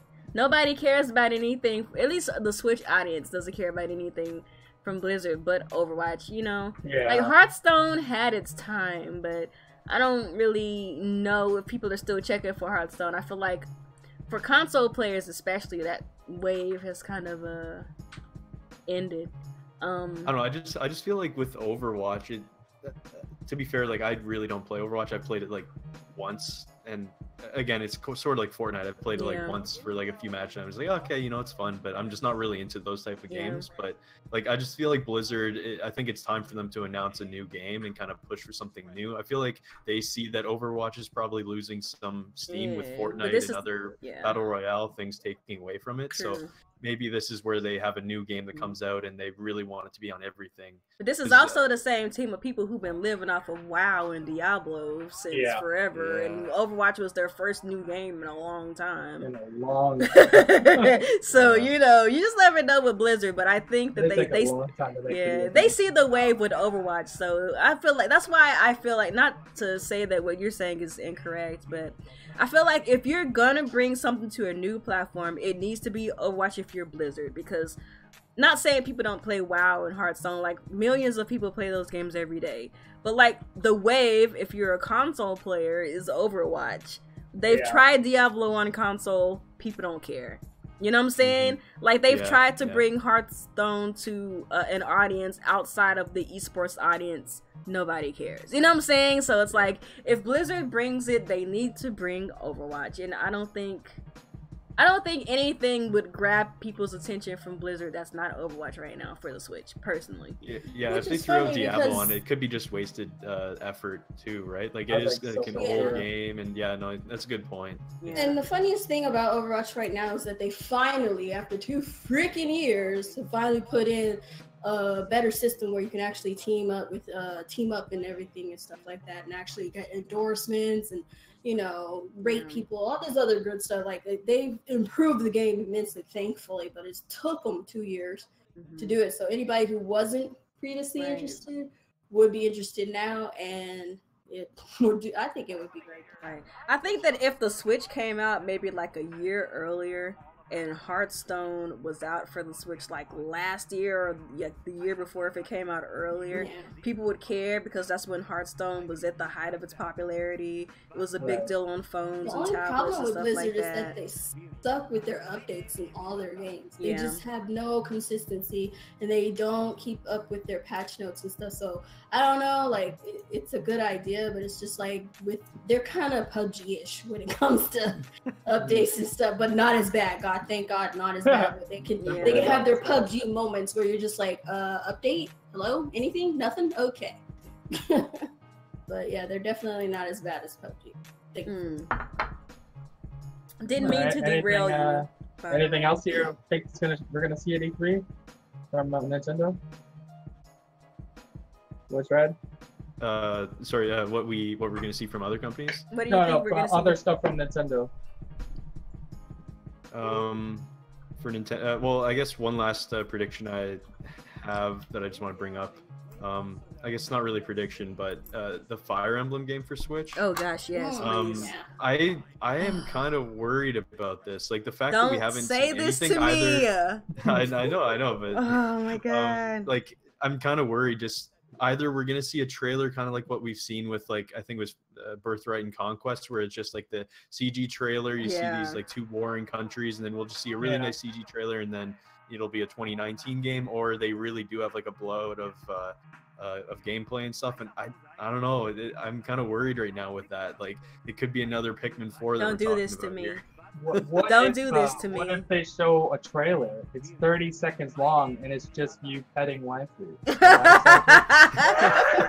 Petting waifu. Oh my god! It's just a sequence of petting different waifus for 30 seconds. Kagura to Nintendo Switch Fire Emblem Edition. Yeah. Yes. No that's way. the game we're getting. I don't need that in my life. And then they actually changed the name to Let's Go Waifu. No.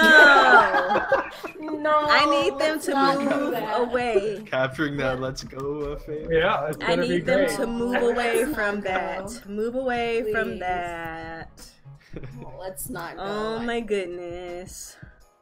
I'm telling you, that game would be the best selling Fire Emblem ever. No.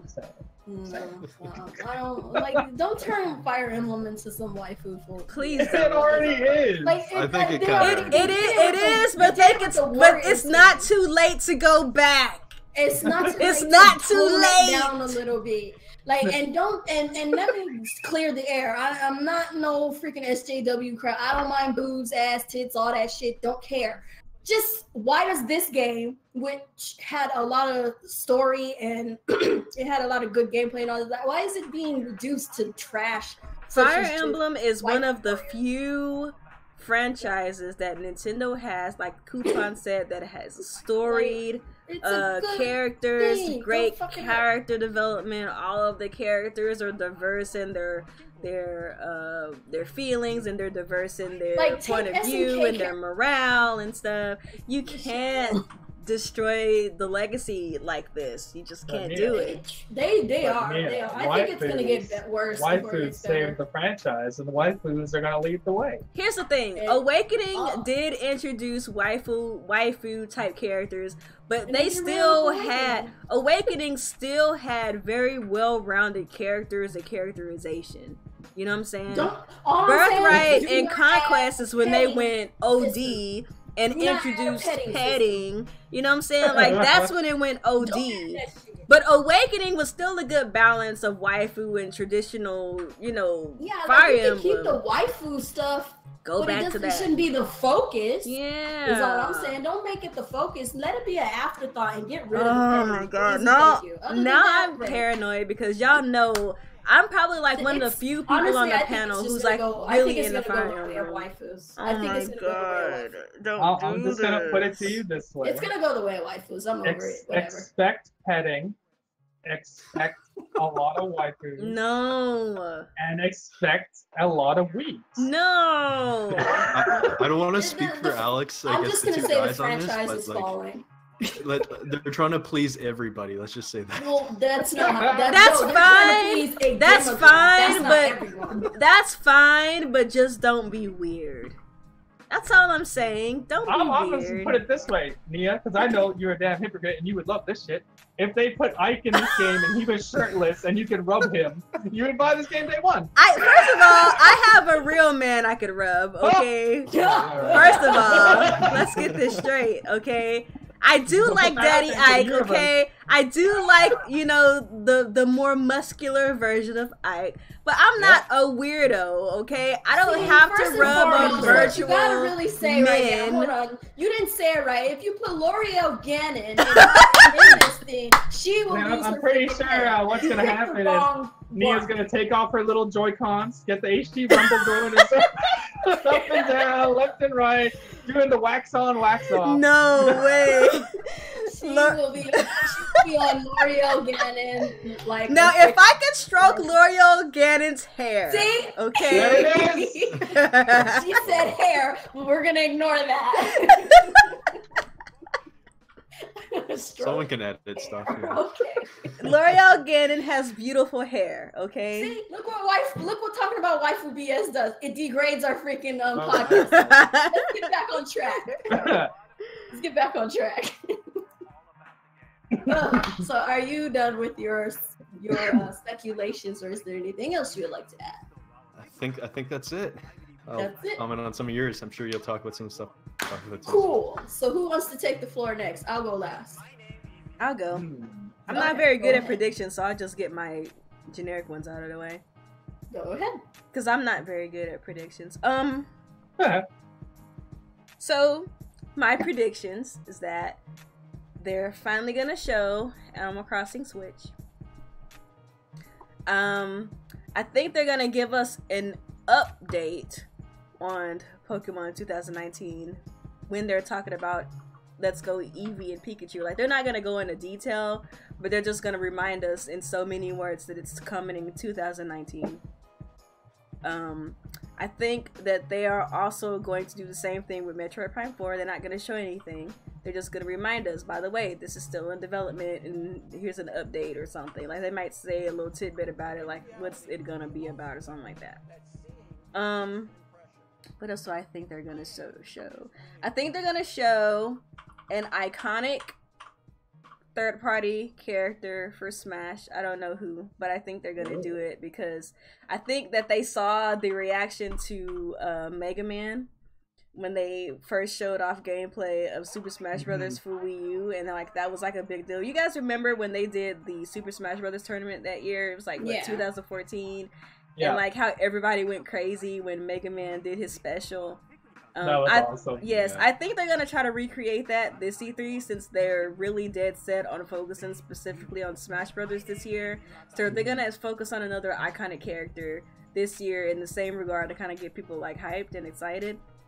Or it could be a iconic Nintendo character. Wait, who else is left at this point? Yeah, that's what I'm saying. That's why I feel like it's gonna be probably a third-party character. There's like very few characters that can garner that kind of like feedback Excitement from fans like a Mega Man would. I don't even know who they could use. Like, who is a third-party character that they could use? Like, an iconic character. The that baby from Man. Death Stranding. Vector Man. Vector Man? No. Actually, I don't know. Of course not. Like No. 90% of people wouldn't even know who that is. They don't even know who Vector Man is. Like, I'm having a hard time thinking about it, but Nintendo has... Thundercats.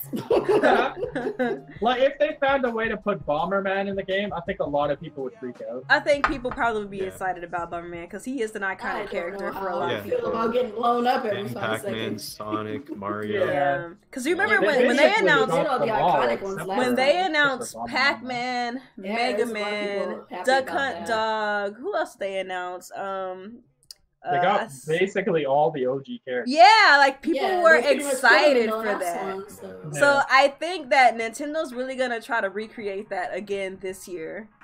Or they might reassure us that those characters haven't left. True. They might stay because there's a lot of people worried that they might be left. They True. might be thrown out. So who knows? True. What else do I think the Nintendo might show? I think contrary to what they're saying, they're gonna have other hype stuff other than Pokemon and Smash. They will. They're not gonna just focus. I on hope those so, two. man. Because when you think about it, like Nintendo's just getting started.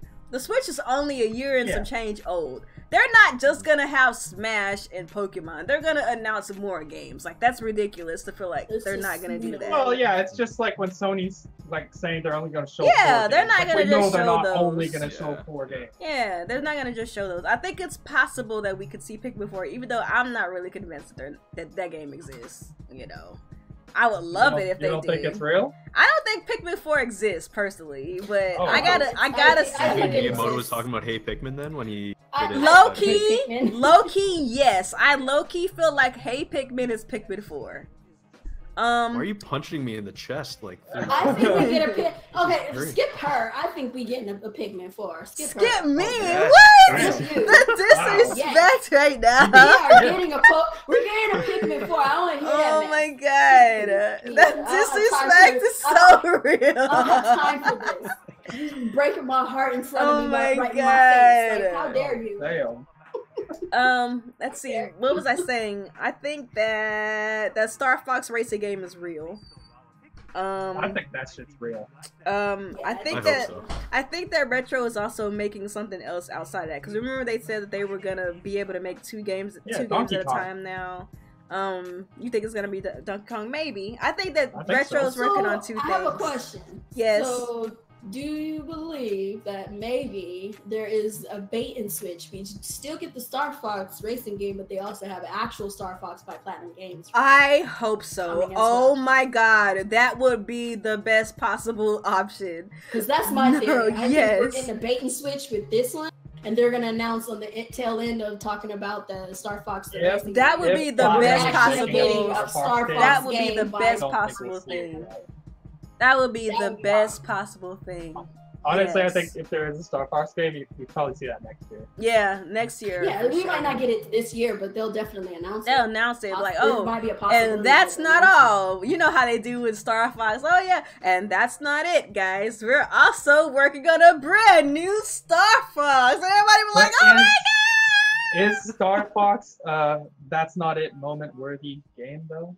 I think Yeah, it I don't is know. because people were so disappointed by Star Fox Zero. They were disappointed by the Because by Star before, Fox Zero. because And we before, were teased by Star Fox and Bayonetta, the Yes. real Star Fox. We and should've gotten remember, that. like before Star Fox Zero was a thing, people were like, "Where's Star Fox? Where's Star Fox?" Right. They They're finally still announced saying Star Fox Zero. Everybody was excited, but the game itself was disappointing. This did not. And That that's game kind is of just sad. like that's what let people down. It wasn't the fact that people Yes. didn't like Star Fox or didn't want Star Fox. Like, It's the at fact this that the point, Star Fox we people- got was disappointing. People want kinda a real disagree Star a little Fox. bit. People are just thinking that like Star Fox just doesn't exist anymore now. Now they're feeling like it's how Metroid fans were feeling like Metroid don't exist. Now that's how I don't know Star Fox fans are. with like Star Fox, like I feel like there's just so many different like elements that are kind of just throwing the franchise for like a loop all the time. It's just True. the franchise is always like the series has always been different with each iteration they have, but it's never sold to what it seems like it should be True. selling. Yeah. And even when a good game comes out, like for this is probably controversial, I don't know, but Star Fox Adventures is probably the best Star Fox game made highly yet, disagree. and that's not a Star Fox game. I You know what highly mean? disagree with you. Star Fox. Actually, sorry, Star Fox Assault is the best one, not Star Fox Adventures. Okay. That's a Okay, little more I agree. I agree. I agree with you. I agree with But you in there. terms of like Yeah, quality, yeah, that's yeah, right. I was just about to say too. no, in my opinion, I loved Adventures. I loved Adventures. But yeah, as far as the best Star Fox game, Assault was. But people still hate on that because it just had anything different than what they remember from N64.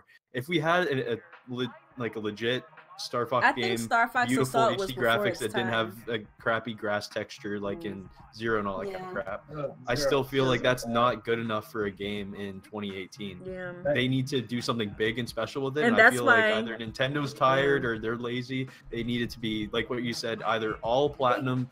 Miyamoto needs to leave Get and go play with his Pikmin somewhere else. GTFO. Go play with Pikmin, make the best Pikmin game ever. Let Don't talk let F-Zero him or make anything else. movies. Like he Yeah, shouldn't be making Exactly. Yeah. Work on the Mario movie. Yeah. Leave games alone. But I will say Yeah, this yeah. to what you just said. Here's my response to you. I feel that Star Fox Assault was before its time because at that time, even though we had been accustomed to 3D games from the N64, like they still didn't quite. It was like they didn't figure out how to do the dual stick thing. I think Right. that's what Yeah, it's a really little weird. that's what really killed Assault. That's why I say Assault was a good game, but it was before its time when people had the foresight to actually use the second analog stick for the camera. So I've always felt like Star Fox would be in such a better position had they gone the Star Fox Assault route, because people like space games. Like, they just do. People like stuff in space. If you Unless it's No Man's Sky. oh my god. So if you give Star Fox and his crew space missions as well as ground missions, which is what Assault did, but you make the controls better, you make it an expansive immersive experience on the same scale as, for example, Xenoblade Chronicles X, people would be all over that. Yeah, and I think that's just the issue with like Miyamoto and like these older you know, guys at Nintendo that are like leading the charge for Star Fox, is that I do believe what they say when they say, oh no, we don't have any idea for it, we don't have anything to push it forward. Like, because Star Fox has always been like what you're saying with Star Fox Assault, it's, you know, ahead of its time, right? And same with the first Star Fox with like the 3D graphics and visuals from Adventures was the best. Star Fox has always been ahead of its time. It's always been ahead of its time. So when they tried for Zero, for example, Miyamoto's thinking, oh yeah, they went backwards. The second screen, that went backwards, even though he's thinking that's forwards, but everyone knew that the second gamepad wasn't going to last. Everyone knew that, so it wasn't going ahead, so it kind of dropped off. So that's what I'm thinking, like, they need to just give it to a third party, say, go at it. Hey, Davide Soliani, Ubisoft, you do this. Man, you know what I mean? Like, do something like that, because they need to just get it out of these old guys' hands. Give it to someone. I get really upset because, like, I talk about this all the time when we talk about Star Fox on this podcast. There's this game on the PS3 called Starhawk. It's a spiritual successor to Warhawk. If they would go that route with Star Fox, it would be A1. That game perfectly had air combat, and it had perfect ground combat, third-person combat. Wasn't it kind of like tower defense, right? It was like a tower defense type game. Yes, it has some tower defense type elements. I'm not saying that Star Fox has to go that route, but just that concept of having these grandiose air battles and these good ground battles where you're just fighting against hordes of enemies, that would be a thing that people would want in 2019. People like that stuff. It just has to be done right. Star Fox Battle Royale. Can you imagine this? Like, I'll create a picture for you. We get Platinum to create the game on their own. We get the style that we saw in Bayonetta 2. That's the flying sections. You go planet to planet. Once you land on the planet, it's like Zelda. You go solve temples or whatever. Star Fox Adventures, you mean? Yeah, but except good, you know. Except good. Except good. And then well, it's basically Star Fox Adventures, because like an on-rail shooter game just isn't going to do well in 2018 or 2019. It's not enough content. So you land on the planets, you have temples to go through, get something or whatever, and then you have to save Crystal again for whatever reason. I feel like if Nintendo really wanted to go back to a Star Fox Adventure or Star Fox Assault type game, I wouldn't want them to do temples. I feel like that's Zelda's lane. Do something completely different. Do something like there's this boss trying to get you. He's sending his army of goons to get you. You have to go to the planet and you have to fight these goons on ground.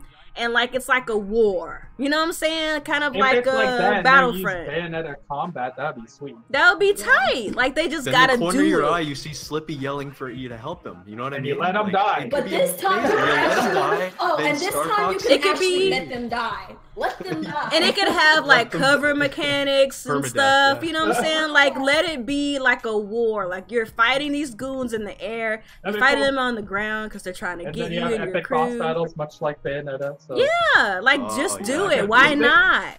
Like if they need another floating head Andros with the stupid. Like there's so much you can do in space. Like I don't want to fight Andros in the air again. No, we need a new boss, not Andros. He's been so overdone. Do somebody else. It's basically Bayonetta 2, but you play as Fox and it has a lot of flying sections in between, and then you have Bayonetta combat. I think that could be amazing. I feel like it needs to be more shooting than like what Bayonetta does, though. Oh well, yeah, definitely. Well, Fox at this point is known for combat because of Smash. Yeah, he could have so like he could have like dope like combat. if like say like if enemies get close, that's when you can use your melee like, stuff. If it's Platinum doing the game, I have no But problem. Platinum also Platinum did Vanquish, which is also shooting. So Yeah, I would want it to be more like it would. Yeah, I would Vanquish want is it awesome. personally. I would want it to be more like Vanquish than Bayonetta if they were to do Star Fox. I would just want some I could see Bayonetta that. elements. Yeah, but that not could a work lot. too. But definitely Vanquish would work better. Because Vanquish kicks ass. So if they want to make it a third-person shooter game, much like Gears of War and Vanquish, and then have the R-Wing flying sections as well, that'd be awesome. And then give it like that Star Fox charm, where the characters interact with one another, because that's another thing people love about Star Fox, the interaction between the characters. People forget about that. I just love letting Slippy die. I can't get enough of it. No matter how much Slippy gets on your nerve, let us kill him. Let us kill And I Slippy. love hearing Permanently. the rabbit. I love hearing that rabbit remind me that he's the one that let my dad die.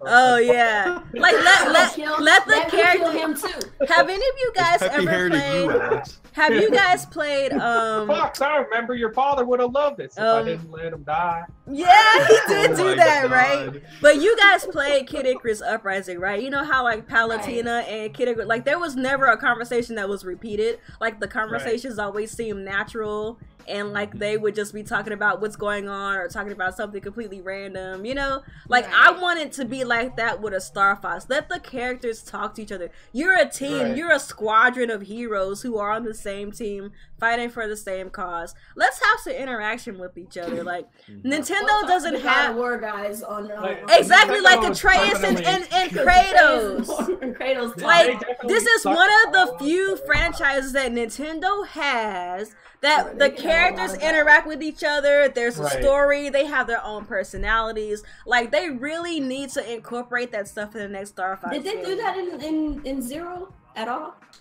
They did, but it was more akin to the 64, where it was kind of like static. Just like one-liners. Yeah, like one-liners, very static. It wasn't as natural as like, for example, the banter between Palutena and Pit, where like the conversation was natural. There was never a conversation that was repeated. It was like actual conversations between the characters. And the on-rail sections in Kid Icarus Uprising were better than Star Fox. Yeah, they were. Recently. At least better than Zero. So. Yeah, they were.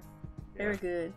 The only thing that would make this idea for Star Fox better, though, is if you had a little dinosaur pet called Prince podcast now. Because there's so much Nintendo could do with Star Fox that they're not doing. The rest of your speculations for like, there's so much they could do with Star Fox that they're not doing, and that's the disappointing part. Yep. Yeah. Like all of this stuff we just came up with in what, like 20 minutes? You couldn't do that in Star Fox Zero? Get out of here. Oh, that was Miyamoto, man. That was a rushed game, though. That was. Did you have any other things? That was a rushed game, and Miyamoto just that's pretty much it for my predictions. I do think that we're gonna see gameplay of Fire Emblem. I don't think that game is gonna be vaporware. I think that's a real thing, because Fire Emblem is one of those kind of games that doesn't really take a ton of time to develop. So I think we're gonna see something about it at E3 this year. Yeah, I hope so. And Muhammad, I swear to God, if you say Star Fox Amiibo Festival again. Oh God.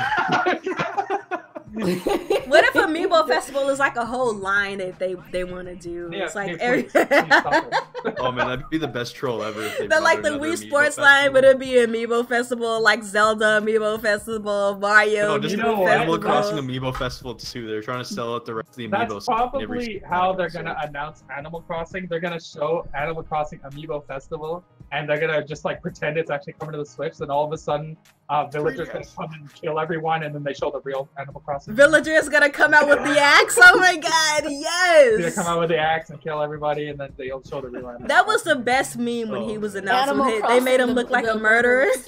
Oh yeah. People edited the Amiibo with the blood on the end. Yeah, that's the best cool. one. Oh my God. So I guess you're up now. I'm done with my. I'm sorry, I went into a tangent about freaking Star Fox, but predictions. It's just, first off, I'm very ashamed of all you heathens for not mentioning Yoshi. Oh yeah. Yoshi for you to do it, you know? They gotta announce the release date. Will be seen at E3 this year. We will see our boy Yoshi. And it's coming out this Unreal year. Engine. Yeah. Unreal Engine 4 game's gonna look gorgeous. My boy Yoshi.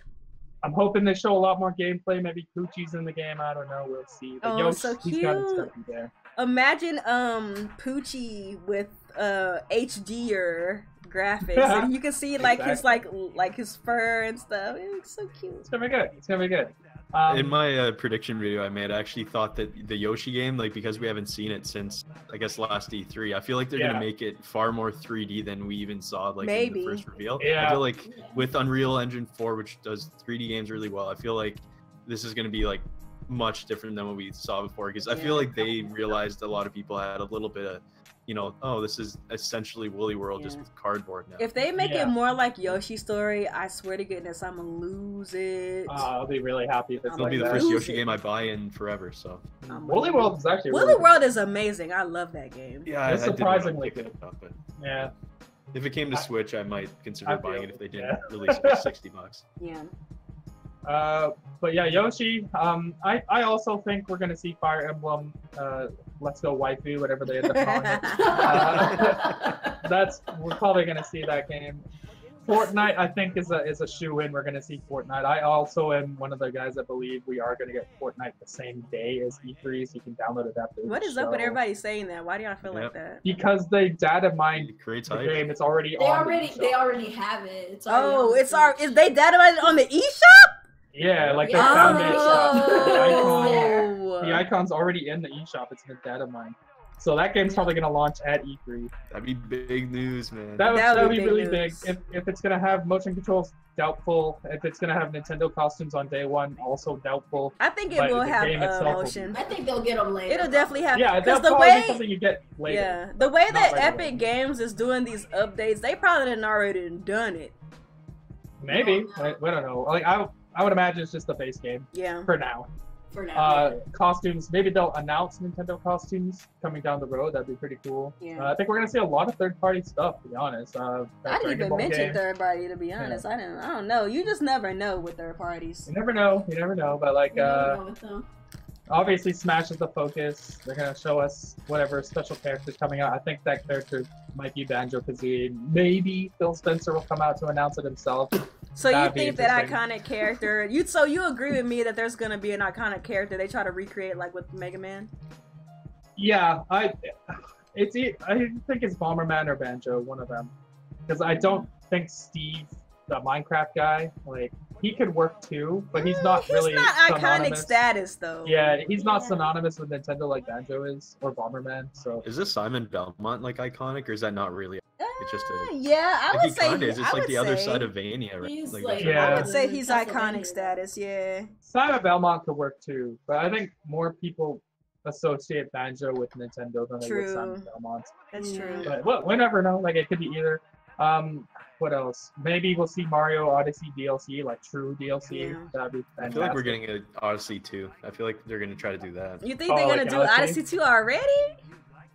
Like they did Galaxy 2 years after Galaxy. I So. mean, that's yeah, true. I mean, but Mario Well, I don't think Odyssey they is announced such it a today. more No, Mario but just- Odyssey is such a more, what am I trying to say? It's a more ambitious game, I feel like. I think the Yeah. reason they had Galaxy 2 is because we didn't have access to DLC and stuff like that. Yeah. Yeah. So like they So could it get was away for with launching it as a whole essential. new game, whereas now they can just add DLC maps, right? Or worlds. True. options. True. That'd be a Where's lot the fun in easier. that? Probably That's fast. true. Nah, well, He said, "Where's the fun?" don't have to buy a second game, right? I'm with you with the part 2. It's I fine. really would like, I mean, I would totally buy I'd be an happy Odyssey with 2. either, to be honest. I would buy Yeah. an Odyssey 2, but they could easily do DLC, and I Yeah, would they still can be easily okay do with that. DLC packs, put out worlds. just That like- game is made for DLC. Yeah, like if they added an extra kingdom or two, like I would be down for Sunshine that. World or something. Yeah, Exactly. why not? Or if they Uh, recreated a freaking kingdom from 64 and like made it like a big expansive kingdom in Odyssey, like could you imagine like a new version of like Dire Docks or something like that? It would be That'd be crazy. cool. Oh my god. I love it. So I would really love some Mario Odyssey DLC. Waluigi playable Give it a character. chance. That would be the best. We're finally going to see my Waluigi Wario Grand Theft Auto game. That's coming. Oh, Made that'd by be Rockstar. amazing. That Dude, would be stealing all their amazing, but that's coins? never Oh. gonna happen. Oh my It's god. happening, Nia. Believe it. You know They're what's gonna a be able missed to- opportunity now that you say that? It's a really missed opportunity that they It's didn't basically the put. greatest game ever. it's a missed opportunity that they didn't put Waluigi and Wario in Payday 2.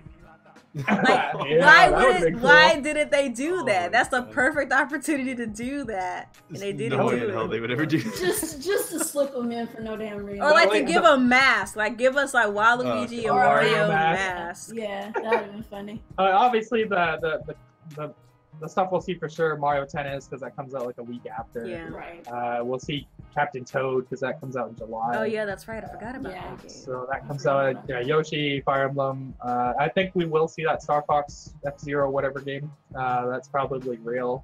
Yeah, I'm pretty I think that's real. That game sounds really cool from what we've seen. Like there's so many articles about it to the point where it just seems like it's a real thing. If it was another developer, I'd be a little bit more kind of cautious, but with it being retro, I'm totally with them they have a proven track record. You don't even My only thing is I hope that they are also working on something else too. That's my You gotta remember, like, the team that made the Metroid Prime games, a lot of those guys aren't at Retro anymore. I understand that, but I also want them to make something else too. Like, I don't want them to just be restricted to like one game anymore. I think that they should be making more than one game now. Well, they worked on Mario Kart 7. They worked on Mario Kart 8. I think they worked on so many different games with Nintendo. Like, so it's not just been Donkey Kong. They recently did the Donkey Kong port too. For Switch. I feel like when it comes down to like Western studios, Nintendo really has to like pump out the stuff with like. Why don't they get more? Why don't they buy more studios in North America or in Europe or something? Hopefully they got. I just don't understand. Well, like they have retro studios. Maybe it's like it's harder for them to control the studio if it's in North America as opposed to Japan. Because they have retro studios and they're now big enough to make 2 games at a time. They've got Next Level, which they're not even a first party, right? They're not owned Next by Nintendo. Level They're just or retro. Next Level's not owned by them. Yeah. Next Level is not. They just choose to work. But like they work with Next Level, and they're the ones who made the last Luigi's Mansion game. So like they should really like put like and invest money and resources into those teams because they understand modern sensibilities in regards to the Western market. So that's one of the main reasons why I hope that if Retro Studios is working on that Star Fox Racing game, that's not all they're working on. I want them to be working on something else at the same time. Well, apparently they had that other project that was like canceled or something. Yeah. Like, you guys hear about that? Like they had another one that had development issues or something. Yeah. Yeah. What else? I said Fortnite, Smash. We'll see a couple of indie games. Like, I don't really like seeing indie games at E3, but it is what it is. We'll see it. Probably indie sizzle reel. Man, they're better than most AAA games now anyway. That's true. I know, but it's just like at E3. Doesn't get the hype, I know. Yeah, E3 is kind of like, eh. Let's Go Pikachu, Let's Go Eevee for sure, because they're even having playable demo. Yeah. It's gonna be great. And yay. I don't know, a couple more. They'll probably show Splatoon 2 again. Like the DLC the coming Octo out. expansion. Oh, okay, yeah. Because they're talking about most of the stuff that comes up this year. Oh, and they have the tournament, so they're they're definitely gonna show off that DLC. Yeah, you're right. Yeah. So they're probably gonna show that shit too. I think that's it for Nintendo first-party games, and the rest will be filled out with third parties, with like Dragon Ball, Fortnite, FIFA. I would love for Activision to come out and announce Call of Duty, but I don't know at this point. I think they came out and said they're not doing it, but they could just be struggling. Fortnite is the new Call of Duty. I want them to bring the World War II one. Like, I don't care about Black Ops 4 or the dash dot or whatever the hell it was. Yeah. I just want to see. That'd be great. Like if they said, hey, no, Black Ops 4 isn't coming, but just like what they did with the Wii days, they brought out Modern Warfare Reflex, like when Modern Warfare 2 came out. Spin-off one. Yeah, like. Man, I'd be totally down if they brought the World War II one, because I'm not really interested in Black Ops 4, but I'd be totally interested in World War II one. So, according to Bad Latency, the Twitch schedule has Nintendo's Direct as 45 minutes this year. That's pretty good. That's long. Pretty long. Yeah, last year was 30 minutes, right? Yeah, it was. Actually, I think it was shorter than that. I think it was like 20 minutes. 20. I remember everyone complaining about it. It was like not even 20 minutes. That thing went by super fast. So yeah, well, this time they have more third-party support. Right? Like they're gonna show this. It's probably gonna be like 10 minutes of Smash though, or more. Maybe. I got a crazy prediction though. Yeah. Is the tournament before E3 or after E3? Before. It's before it. It starts the first day of E3, which is that It's gonna Monday, be the first right? day, yeah. I thought that was. I thought it was right after the I presentation. thought Splatoon is. Oh, Splatoon you're ends right. You're right. Splatoon is the ends one that starts on the Splatoon World 11th. Champions first. Yeah, Smash Okay, Brothers. so yeah, is okay, here it is. Tuesday. Yeah, Smash is Yeah, after. The Okay. Smash is after. Yeah. So, yeah, we'll probably see 10, maybe 15 minutes of Smash if they can stretch it out. Preferably would be 10.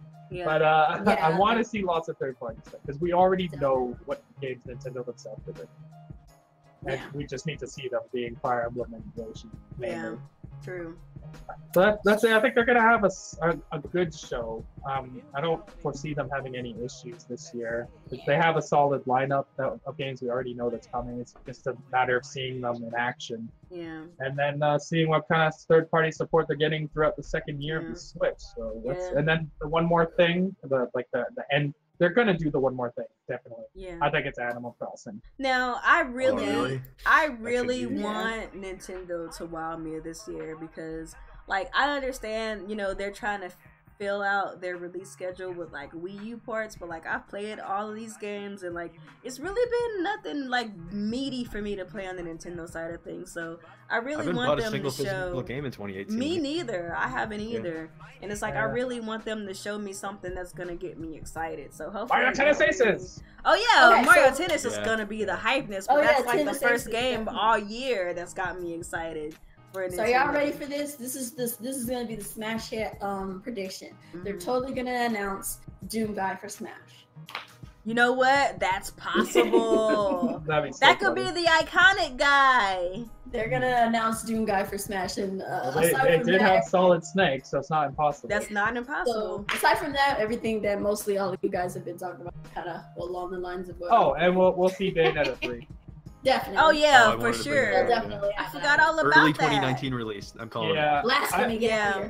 I don't think we're seeing Metroid. I'm just gonna put that out there. Yeah. I think they might show a little bit. I don't think they're will gonna show. show- I I don't think think- they're gonna actually yeah. show gameplay. That's or what I'm anything. thinking. They're not gonna show gameplay. It's gonna They're be gonna I talk feel like about that it. could be a one I more think- thing. I think Is a they trailer. might talk Maybe. about it, or they might show like Concept some like art. sizzle reel or something. something like But that. Yeah. Well, I'm gonna be honest. If it's just a CGI trailer or concept art, I'd rather they not show it. I'd rather that. Yeah, me too. I'd That's rather. Well, because cool. we already know it's coming, so it's not really. Yeah. I know it's coming, so it's like Yeah, don't true. show us anything particular. If you're not gonna show anything specific, don't show it at all and save it for the time that you Save can it show for us a little later. bit more. I'm just already dreading seeing people react to it and say, "Oh, why didn't you show Metroid?" And that.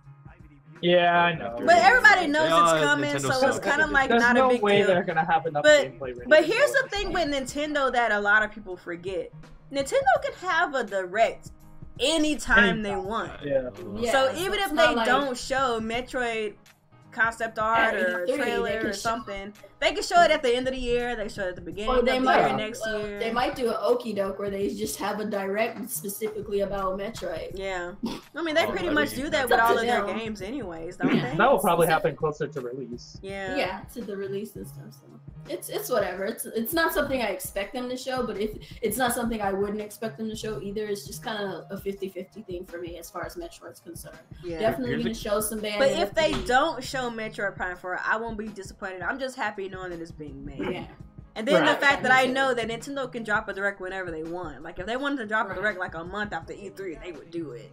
Then, Don't they if want usually to. do that like a month and a bit after E3? Don't they usually have another? Usually, or if they maybe a do, little bit it's longer? from what I can recall, and my memory's terrible, so y'all gotta help me. But from what I recall, when they do that, it's usually for like a specific game. It's not Yeah. like a compilation of games. Like what was it? 2015? Like they Yeah. had a separate direct specifically for Splatoon or something like that. I don't know. It was something like that. Or maybe I'm thinking about it something else. I don't They've know. done that for a lot of games. They did it for Hyrule Warriors. They did it for Bayonetta 2. Yeah. Like 'Cause they remember, do that for like- games they're kind of worried about. Right, because remember, like Splatoon came out in like May, and it was like super bare bones, and then Yeah. they had another one, and it was like about all of the new stuff that was coming in like August or something like that. But I don't remember if that was before E3 or after E3. I think it was after E3 if I can recall correctly. But somebody fact check that for me just in case I have it wrong. I don't know. In the chat. all right. Question? I actually have a question for you guys. You know how last year they did the Treehouse Live, and then they announced that Metroid Samus Returns? Do you think they'll do another thing like that to try to bring people in to watch the stream? That's possible. Most definitely. Maybe not. Yeah. Hopefully not a 3DS game, but maybe a new Switch game. It could be like a size of like a They- Sushi they- Striker. they- or It seems more than like likely this do that. E3 show is only Switch, so they probably will talk about 3DS at that At the treehouse. At the Yeah. treehouse, yeah. because there's like no mention of 3DS at all for the E3. That's true. Yeah. That's true. And I'm They okay do with that that. for their direct. For their direct. Yeah. Yeah, and I think I'm one of the actually few one people more. who actually likes Treehouse. I'll sit up? up and watch Treehouse. Oh no, I love Treehouse. Treehouse Like is just cool. being able to watch it, the cringy talks and stuff that they have with people and the translators. It's fun. I can't. Like I the can't. first year that they brought Treehouse, like in 2014, like I watched Treehouse all 3 days. Like Oh, yeah, all I know. 3 days. Yeah, I'd get back from like work and I'd like just watch it like right because it's like what, like 6 hours or something during the day. So Yeah. you know, I get back and I'm watching it till like past midnight. I'm like, oh Yeah. man, this is. But if This it's is like something exhausting. boring, like a 3DS game or something, I'll switch off. Usually you that's know. your- But then I'll that's come what they back talk and I'm about like, ooh, video. what are they talking about now? Like that's interesting. 3DS? Nope, I'm out. Yeah. I can watch Treehouse. so. One, Alright. yeah, What's your yeah. other One question? thing I'm doing right now actually is well, I just recorded a video of like my top 10 E3 moments, and like I was just looking at my thumbnail for it, and it was like I'm kind of wondering, what do you guys think? Who's going to be presenting? Like, do you think that Shuntaro guy will be showing I up, or think it's gonna be Kimishima or Koizumi? It's gonna be Reggie? Koizumi, or gonna be it's Koizumi. gonna be or it's gonna be Free. But I Bill want Bill I'm Trennan. thinking it's Koizumi, and I think they'll have what's his Bill. Bill whatever, Trennan. floating Yeah, I hope around so. in there too. Yeah, he'll have a Just- little segment too. And then obviously they're gonna have what's his name, Reggie, in Reggie. there somewhere at Yeah. some point. But hopefully he Body's won't, ready. he won't be presenting anything because he's getting old. His body's getting old, not ready. Yeah. I hope he gets Whoa. his ass beat in Smash again. But, I don't yeah. understand why they don't ever get Kit and Krista to do some of the direct stuff, since they do. I don't think the Chris is too YouTube. great in like front of a camera. Like she seems like she Maybe fumbles not over words a live. lot. So I think maybe Yeah. the Kit guy could do Yeah. it, but even Yeah. he seems to maybe like Yeah, but they I did don't the think they're first. that big. They did the first Treehouse, or was it Kit and no? It was Kit, Kit and was somebody featured else. in it. Yeah, Kit was. It was featured Kit in it. and Featured, yeah. what's that girl's name? Samantha. It was her, not Oh, not and they had not Audrey Krista. Drake recently too. I guess. Oh yeah, Yeah. that big boob bitch. Yeah. Wait, what? Huh? Alex is What? like mad disrespectful. I thought he was a classy guy, but he's Oh. really Yeah, not. man. I joined here thinking this classy podcast. Oh wow. You know, Let's go to some questions because we're in. Yeah, long we're- hours. we're- We've already we're- been on for. Let's We're pick going the- to pick the F boy good ones hours then. now. So let's get to these Yeah. questions. Hold on. I don't have a job to go to in the morning, so I don't care anymore. Oh wow.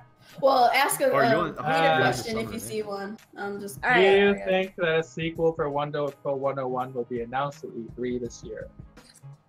No, but one will come. Ooh. A Well, you know, sequel they this had that year? little Easter egg on Twitter that time when they had all Yeah. the wonderful characters playing on the Switch, so it's possible that we're either getting a port of I Wonderful think we're 101 getting or a a port. sequel. I think it's more likely to get a port, think we'll though, get the because I don't know port how first. hot the first Because one that sold. game, it only sold 20,000 copies. I don't think. Yeah, a it didn't sequel's do gonna so happen. hot, so bringing it over would help it. It would make more sense to port the original so people can actually play it this time. Exactly. Yeah. And isn't the creator working on Bayonetta, or is it the other director from Platinum? I forget what the creator's name is. He blocked me on Twitter, so I Oh, can't. Kamiya? Yeah. Yeah, he Kamiya, blocked yeah. you. Did He's Kamiya the do best. it? Damn everybody! This guy's savage, man. I gotta appreciate it. You You know. said something, didn't you? I didn't know that I Kamiya don't. directed I think I just Wonderful commented on 101. someone else's thing, and then he's like, just blocked like everybody. Oh, damn. Maybe Kamiya did direct Wonderful 101. I don't think he remember. did. Yeah, he was the main guy. Yeah. You're right. Yeah, It was He him. is pretty savage. It's on not Twitter. like he's working on Scalebound, so he has time. Woo! Man, bring Scalebound to Switch. Oh man, that was the one game I was gonna get it for. Fuck. That and Everyone Sunset wanted that Overdrive, game. but no. That I game heard that actually line looked so many interesting. times. I heard that line so. Nintendo top last Man, year's Sorry, that- E3, probably. What was one thing that you were? What is the one thing that you were waiting for from E3? Fire Emblem. Oh my god. One thing I'm waiting for from E3 from Nintendo side. Xenoblade Chronicles X2. Oh, I want to see my Yoshi game. Yosh. The boy. I want from any E3. I just want to hear. Well, if we're talking about non-Nintendo stuff too, from Sony, I really want to see that Ghost of Tsushima game. Yeah, Ghost of Tsushima. I really want to see what comes of that. From Microsoft, man, I know that this is a Crackdown. Oh, Alex. From Microsoft, sold out. The only thing, well, there's a couple of things from Microsoft, because I don't have an Xbox anymore, but if Microsoft were to show something that would make me want to get an Xbox again, it would have to be Sunset Overdrive 2. And another Halo, but if that Halo's coming to PC, I guess it really don't matter, does it? I mean, if Sunset Overdrive 2 comes to PC, if Sunset Overdrive 2 comes to PC, it really won't matter, would it? So I guess you're right. But I guess to get me back in the ecosystem of Microsoft, Sunset Overdrive 2 or some form of Halo game. It still counts as Xbox. Yeah, that's what I'm saying. Halo's in that ecosystem. Off, I don't know. Halo's just so. Halo has dropped off, but the multiplayer is still freaking good. Like I never played multiplayer, like the online multiplayer. I just played multiplayer story mode or campaign. But then Halo 5 didn't allow you to play local multiplayer story mode or whatever, and that just killed it. It was the worst. But I just gave up when I but Halo 5 online was great. I used to play that a lot when I had an Xbox. I was hard body playing Halo online, and I played the original Titanfall a lot online too. So I was playing those games a lot when I had my Xbox. What? Yeah, as far as... Oh, yeah, go ahead. Oh, sorry, no, go on. I was gonna talk about something else. This question's interesting. I don't know if any of us would actually do this. What surprise reveal that you want Nintendo to show at E3 would have your jaw drop to the floor, screaming your lungs out, and bouncing up in your chair and falling out like Obi-Wan or something? What new Professor Layton game that Nintendo would show at E3? A new Phoenix Wright Professor Layton game with Layton. Oh, not his speaking my language.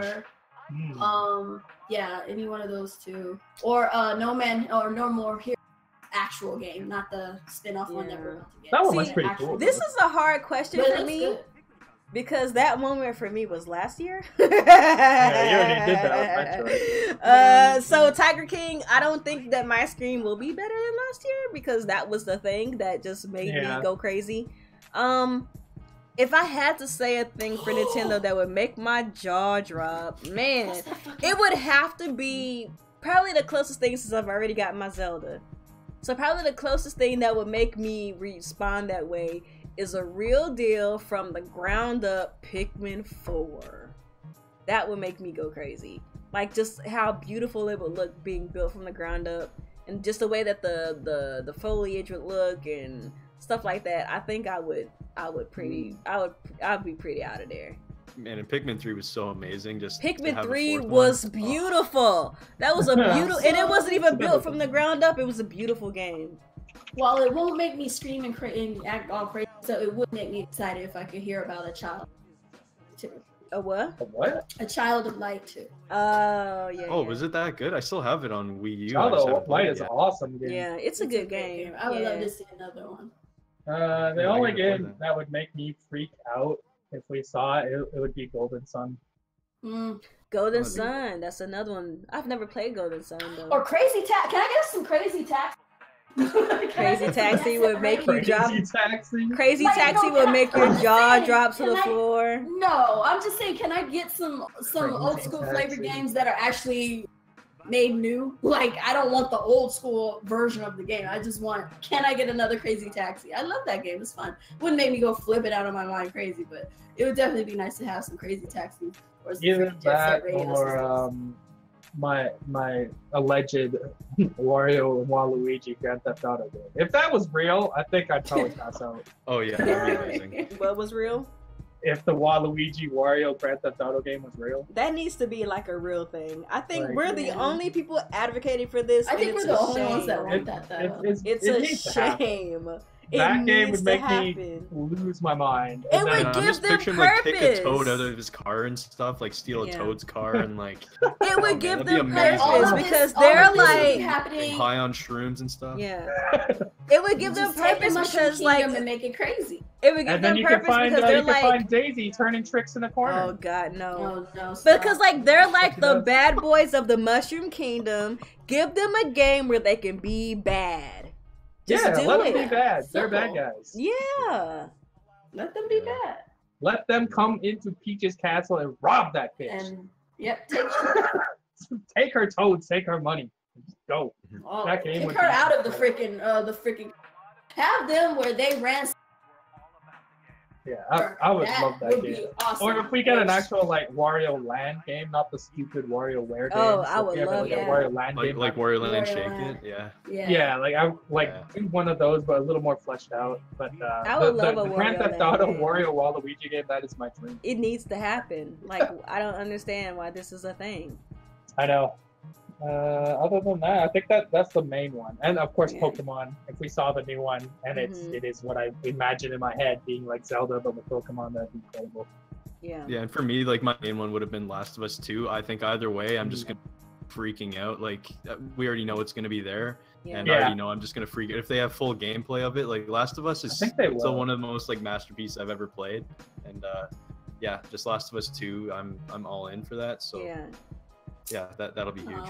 Outside of that stupid Kojima game, all the games Sony's gonna show that's announced, I'm very excited about. Days Gone though, I don't know. It's so. Ugh. I want to see some gameplay. Not so much, but Spider-Man, Ghost of Tsushima, and Last of Us 2. That's some exciting shit right there. I want to see some gameplay of Ghost of Tsushima. I need to see it.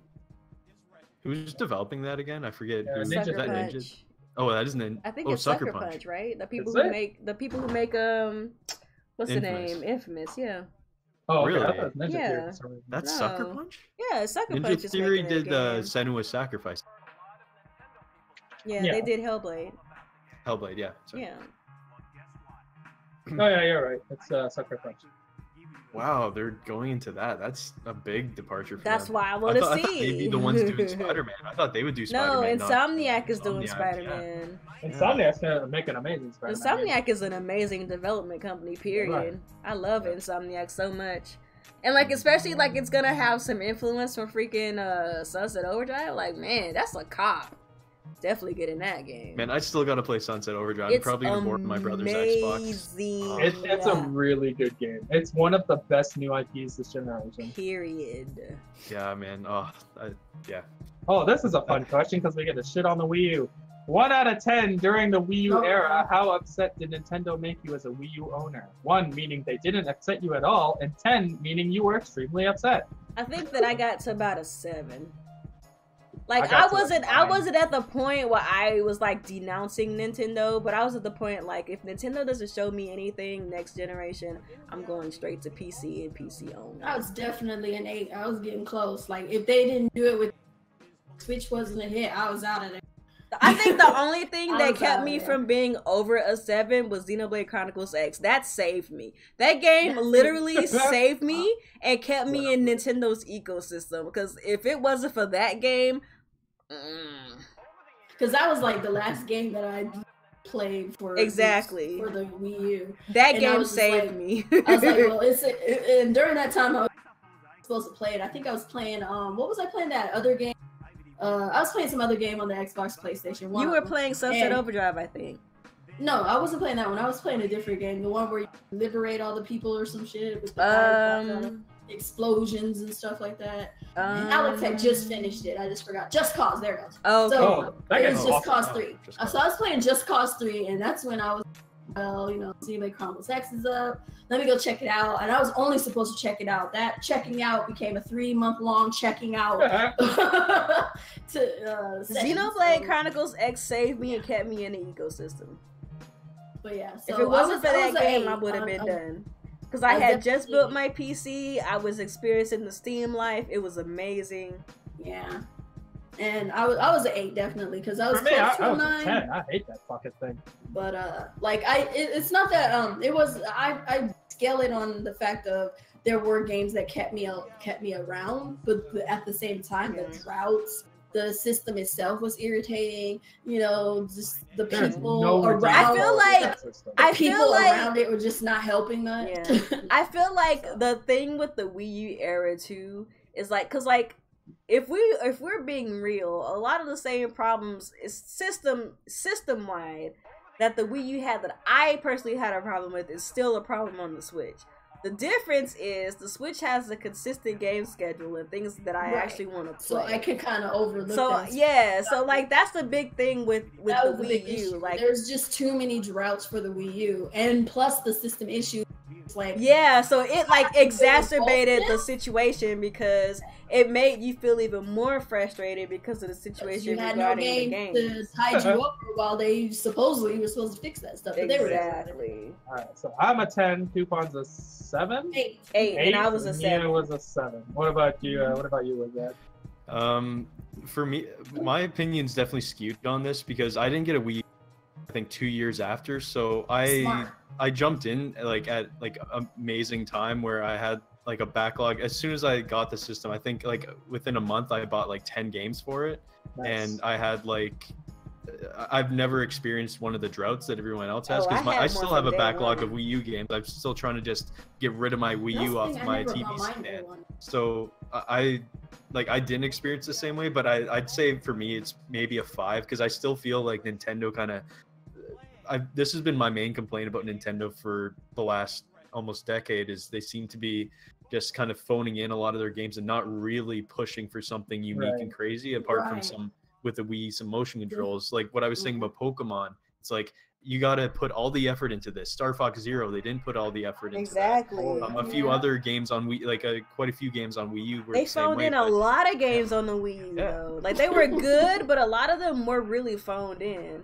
Yeah, but then there were the ones that weren't, like Xenoblade Chronicles X is a bigger game than Xenoblade Chronicles 2. It's more ambitious than most games out today. You know what I mean? They had games like Zombie U, which is like one of my favorite games on the Wii U. I fucking love that game so much. And Wonderful 101, and you know, it had a ton of great games. Affordable Space Adventures was a great indie game on it, which is one of my favorite games on the system.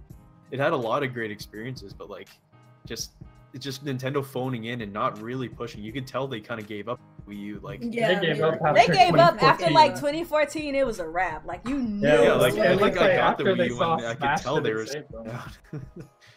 Because I didn't get so for me, I'd still put it as a 5. So yeah. Sorry. Okay, that's cool. Yeah, that's cool. Let's see what else do we have here. That's an interesting question. 2 more questions because I gotta get ready. That's not a question. Some good ones.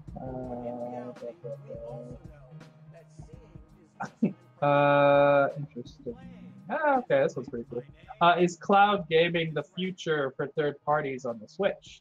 If what Capcom is doing becomes successful, then yes. I feel like if what Capcom does is successful, then you're gonna see a lot of third-party people go out of their way to do this on the Switch as well. I say no. Like the Switch is made for portability, and I could see it working for a PS4 or an Xbox One, something that stays in a house with a Wi-Fi connection. Yeah. But for a thing like the Switch, nah, I don't see it. Because it's not gonna work while you're on the go. For me, it works because my Switch is primarily at home, but for a lot of people, it's just not viable. Yeah, it would work for me too. I barely take my Switch out of like the house for the most part, other than the commutes to work and stuff like that. But it's it definitely goes against the core values of the Switch. Yeah. And I don't think majority of the fan base would resonate with it to the point where it's successful. Yeah. I don't think that Capcom's constant connection. I don't think that Capcom's efforts is gonna be successful, to be honest. Yeah. But of course, you know, if it is successful, if people see money, you know, they're gonna do it. Yeah. And then if they see money, they follow. Yeah, and if it's a low cost solution, you know, you already know what that means. Yeah, how could you say that Capcom wouldn't be successful with this? Come on, it's Capcom. No, because it's Capcom. No. Capcom don't like money, so that's one thing. I always say like they're one of the best game companies out there. They make amazing, but their business, their ownership is just terrible. It's like Konami levels of just they make a lot of dumb decisions. I don't understand because Capcom is one of the few third-party developers Nintendo people actually rock with, which is wild. It's like, why don't you just do Capcom it? has a roster of IP that rival Nintendo. Exactly. And people rock with That's crazy how they're so shitty at everything other than making games. It's crazy. Capcom. The only thing I'll say good about Capcom is when they launch a remaster game like Resident Evil 4 or whatever, they only charge you $20. Yeah. Yeah. Yep. Which is, at least they're not charging you $60 for a $50 Wii U port. Exactly. Except for Street Fighter 2. Oh, yeah. Oh yeah, that's true. Oh, and then selling a collection with 11 games for like less after. That's crazy. Capcom is crazy, dude. Capcom's wild. They are definitely took wild. advantage of the no games at Switch at the beginning. I feel like Oh, Monster Hunter is one of the few things that freaking Capcom does right. Like that's the only reason why I still rock with Capcom right now is because of Monster Hunter. Well, I'm Phoenix, happy. right. They're giving us a new Mega Man. I'm excited. Yeah, they are doing that, aren't they? I forgot about that. Look, they did a thing. Oh, look at Capcom. Okay, I guess we probably about to choose the last question or what? Yeah, you can Yeah. ask one more. Yeah. Alright, what Mario enemies / characters do you wish were playable in more spin-off games? More spin-off games? I guess like tennis and golf and all these other ones. Mario Kart, I guess. What more Mario? Like What? Mario universe? enemies and or characters. to be playable in other spin-off games. Okay. You know how usually they just do the princesses and Mario and Luigi. I can't even think of one. I can only think of Paper Mario 1000 Year Door characters that I'd love to see. I want to see Rock Hawk in like a Mario Tennis game. That's what I want to see. I can't really think because there's not that many like side Mario characters that have resonated with me in such a way that they haven't already utilized. Obviously, I love Wario. He's like one of my favorites, so he's already like being used. You know. I would like to see Pauline show up in some stuff. Yes, yeah, that'd be thank cool. you. I forgot about Yeah, let's Pauline. get Oh my Pauline god, back up yeah, Pauline. Pauline's a badass. She should be in Mario Tennis. There's no reason why she. She not. really There's no should reason be. why she should not. I'm be. honestly kind of shocked she's not in the game. Yeah, Me me too. too. Let's petition for it. Come on. I feel like she Pauline might for pop Mario up. Tennis. I feel like they've heard. Or maybe she might be a pop up. DLC character She could later. be. She Yeah, decide could to be, add could be, some. yeah.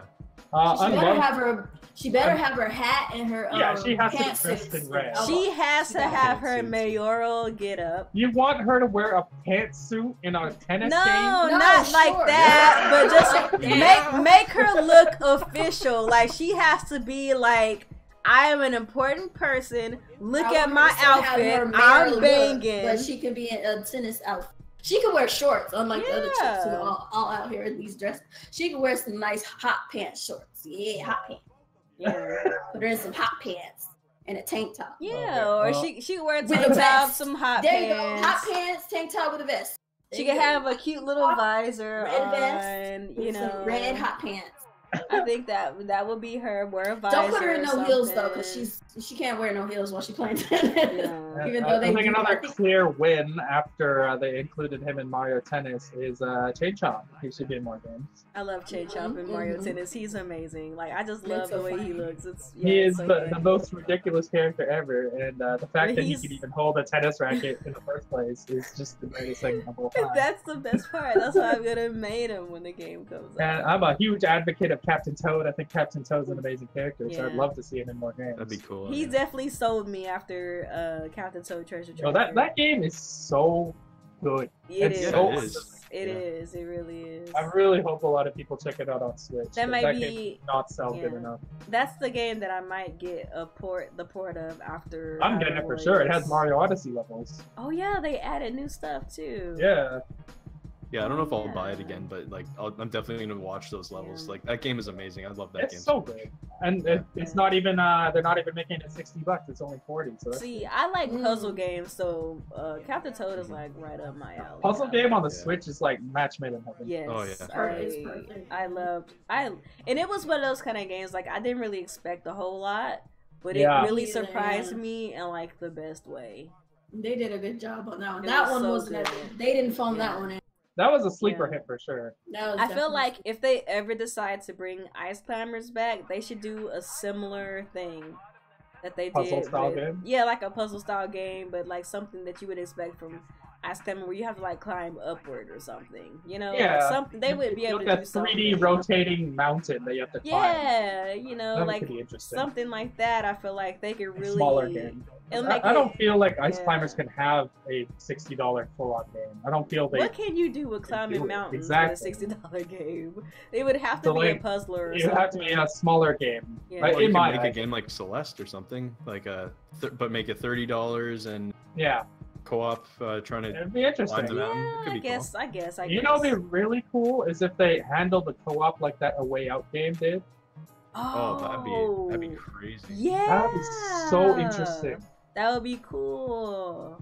Yeah. 'Cause that game easily, like me and Coupon played that game. That game is the best co-op game I've ever So played. if they did something like that with Nana and Popo, that would be pretty tight, to be honest. That'd be so cool. Yeah, me and my brother gotta still play that game though. You guys really liked it though, A Way Out? Oh yeah, Like, we already have way it the bought on co-op is PS4. We're just handled- waiting to have time to play it. So. The way the co-op is handled, it's amazing. They It's did not a like good job anything you've with ever that. played. Yeah, they did a good job. Fuck the Oscars. There you go. That That guy, guy's amazing. And we he's a out. legend now, dude. He's a He is freaking legend legend now. status. Pretty much. Fuck the Oscars, and we out. All right, so let's wrap it up because I gotta get going. Unfortunately, guys, gentlemen, lady, and myself. So we're gonna go ahead and swing on out of here, you guys. But before we go, let's do some outro. I'm gonna hand it over to our guest today. Let everybody know where you're coming from, where they can catch you, and all that good stuff. All right, well, thanks. Just wanted to say, thanks for having me on the podcast. I've been listening to you guys for a little while, and it's great to be here and finally have an excuse to get Discord. So, this again, I've only had this for 2.5 hours now, but yeah, this seems pretty cool. So yeah, if anyone out there is listening, maybe take a look and join the Team Red Talks Nintendo Discord. It's pretty cool. Yeah. But yeah, you can find me on Twitter at Wizrad. I have a YouTube channel, No Filter Nintendo Podcast. I do reviews. I have a podcast that I try to do somewhat regularly. And I have another video coming out very soon, pre-E3, of my top 10 Nintendo E3 moments. That was like an absolute blast to make. And I'm pretty lax with my channel for the most part. It's for kind of relaxing, just kind of talking about video games and stuff like that. But this one I actually put a lot of effort into, so I'd appreciate if people want to take a look at that. And it kind of builds up the E3 hype. So again, thank you guys for having me. No problem, man. It's a pleasure. Yep. Go ahead, Nia. Give us all your infos. What is good, everybody? It's your girl, Nia, the Video Game Her. You guys can find me on all of the social media networks at the Video Game Her. So that would be especially YouTube. If you are not subscribed to me on YouTube, the Video Game Her, on Mixer, Twitch, Twitter, the Video Game Her. It's all the same. Thanks to Wizrad so much for coming on to the podcast. This is a guy whose channel that I watched back in the day, man. I've been watching this man's channel for a minute. He used to go by Game Reviews. Yeah, I know. Game Reviews with 3 S's. Yes. Like 8 years ago or something. Like, it's crazy. And I had like a 4-year hiatus. And Yes. And then he came back and he Jeez. rebranded his channel as No Filter Nintendo Podcast. If you are the kind of person who loves to hear people talk about particular subjects and they go in depth and talk about the ins and outs, this man is the one that you definitely want to subscribe to. He is a great channel to follow, great person to listen to. He has great thoughts and interesting positions on topics. So make sure you guys go ahead and please subscribe to this man. He's been in it for a minute. He's a great guy. This dude is awesome. Thanks to everybody who came out to watch the podcast. You guys are so awesome. I appreciate being back with you guys. I am back from my trip now, so I should be getting back to streaming and things like that. To those of you guys who watch my channel, it's been a really awesome podcast, man. We've been going for about 2 hours and 30 minutes, which is crazy for this podcast. So I'm gonna end my outro and I'll give it to someone else, man. Go ahead, Alex. Hit it up. All right, what's going on, everyone? Active Scene here. This was another episode of Team Red Talks Nintendo. I think it's episode 72. Yes, 72. But so I thank Wizrad for coming in for our E3 prediction show for Nintendo. Make sure to check out his channel, people. He makes excellent content. And follow on Twitter. It's at Wizrad, right? Yes, Wizrad. Yeah, okay. So follow him on Twitter. Follow me on Twitter as well, at ActiveSimGaming. I do talk a lot of shit, so you want to watch out for that. You talk a lot of shit on your... When you talk shit, I like to talk shit as well, so it's a big shit storm. So you guys like bounce off of each other. You guys are like butt buddies now. That's pretty cute. I guess so. Pause. Make sure to join the Team Red Gaming Discord. It is always a lot of fun in there. And especially if you like to watch Real Gamer 27 get real mad. He gets real mad every day. It threatens gun violence. So make sure to check that out. Other than that, we'll be back Monday. Mario Kart 8 Monday Madness is always going to happen for you all. And we will definitely be streaming some Nintendo E3 goodness next Tuesday. It's only a week away, people. That's crazy. And we're going to be watching Nintendo's E3 Direct and talking about Smash. To see how many predictions we got right. To be honest, we got wrong. I don't really get excited for E3 until it's like actually here. Until it actually hits, yeah. You know, so it's like I'm still kind of like in disbelief mode right now. I'm always in work mode until like a couple days before E3. Then I'm like, oh yeah, E3. Then it's like, oh my god, it's actually here. It's like, oh, it's here. I can't wait. But yeah, thanks for dropping by, people. It's a pretty good show. And it is your girl, Coupon, or Coupon Strides. Wherever you find me, it will either be those Twitch, Twitter, YouTube, or Facebook and YouTube, all that stuff. So look me up, hit me up. I'm probably gonna do some more streaming. I rage quit my stream the other day because I was I watched that. That was funny. Like I said, I was playing Shadow Colossus. One of the Colossi was pissing me off, so I just rage quit my stream and turned off the game and left. Like, I didn't give a damn. So that happens sometimes, and those are pretty hilarious for people to watch, just me to rage quit the whole stream. But I'll probably be jumping back on Shadow Colossus, and you might get another rage quit. Who knows? It might be tomorrow or the next day, but got a lot of backlog games that I'm going to be doing, so I'll be... download Shaq Fu, because it's the best game to come out this year. I am not about to buy that game. Oh my god. Unless None of you believe! Man, I got that free. I don't have a problem with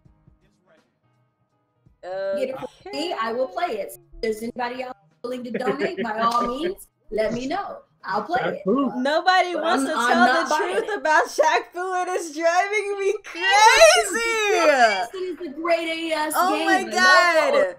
Everybody is trolling on Twitter. Like, I see people on Twitter talking about Shaq Fu, but nobody is telling the truth. For $20, you can't lose. It's a must-own. Oh I'm just not in the subscribe to games that Shaq Fu has some of the best dialogue and animations I've seen in a game. I hate Alex because he wants to say it is cheesy, fun dialogue. If you don't like cheese, you are not gonna like Shaq Fu. It's worth every penny I paid for it. Yep. If you can handle the cheese, you will like Alex, he didn't pay money for it. Alex didn't have to pay for it. Alex, do you plan on streaming Shaq Fu? Yes or no? He already did. I've already streamed it. Oh my god, I'm gonna go watch it and I'm gonna see your face. Well, I hope you do watch it. You will see a man elated with joy. Oh my god.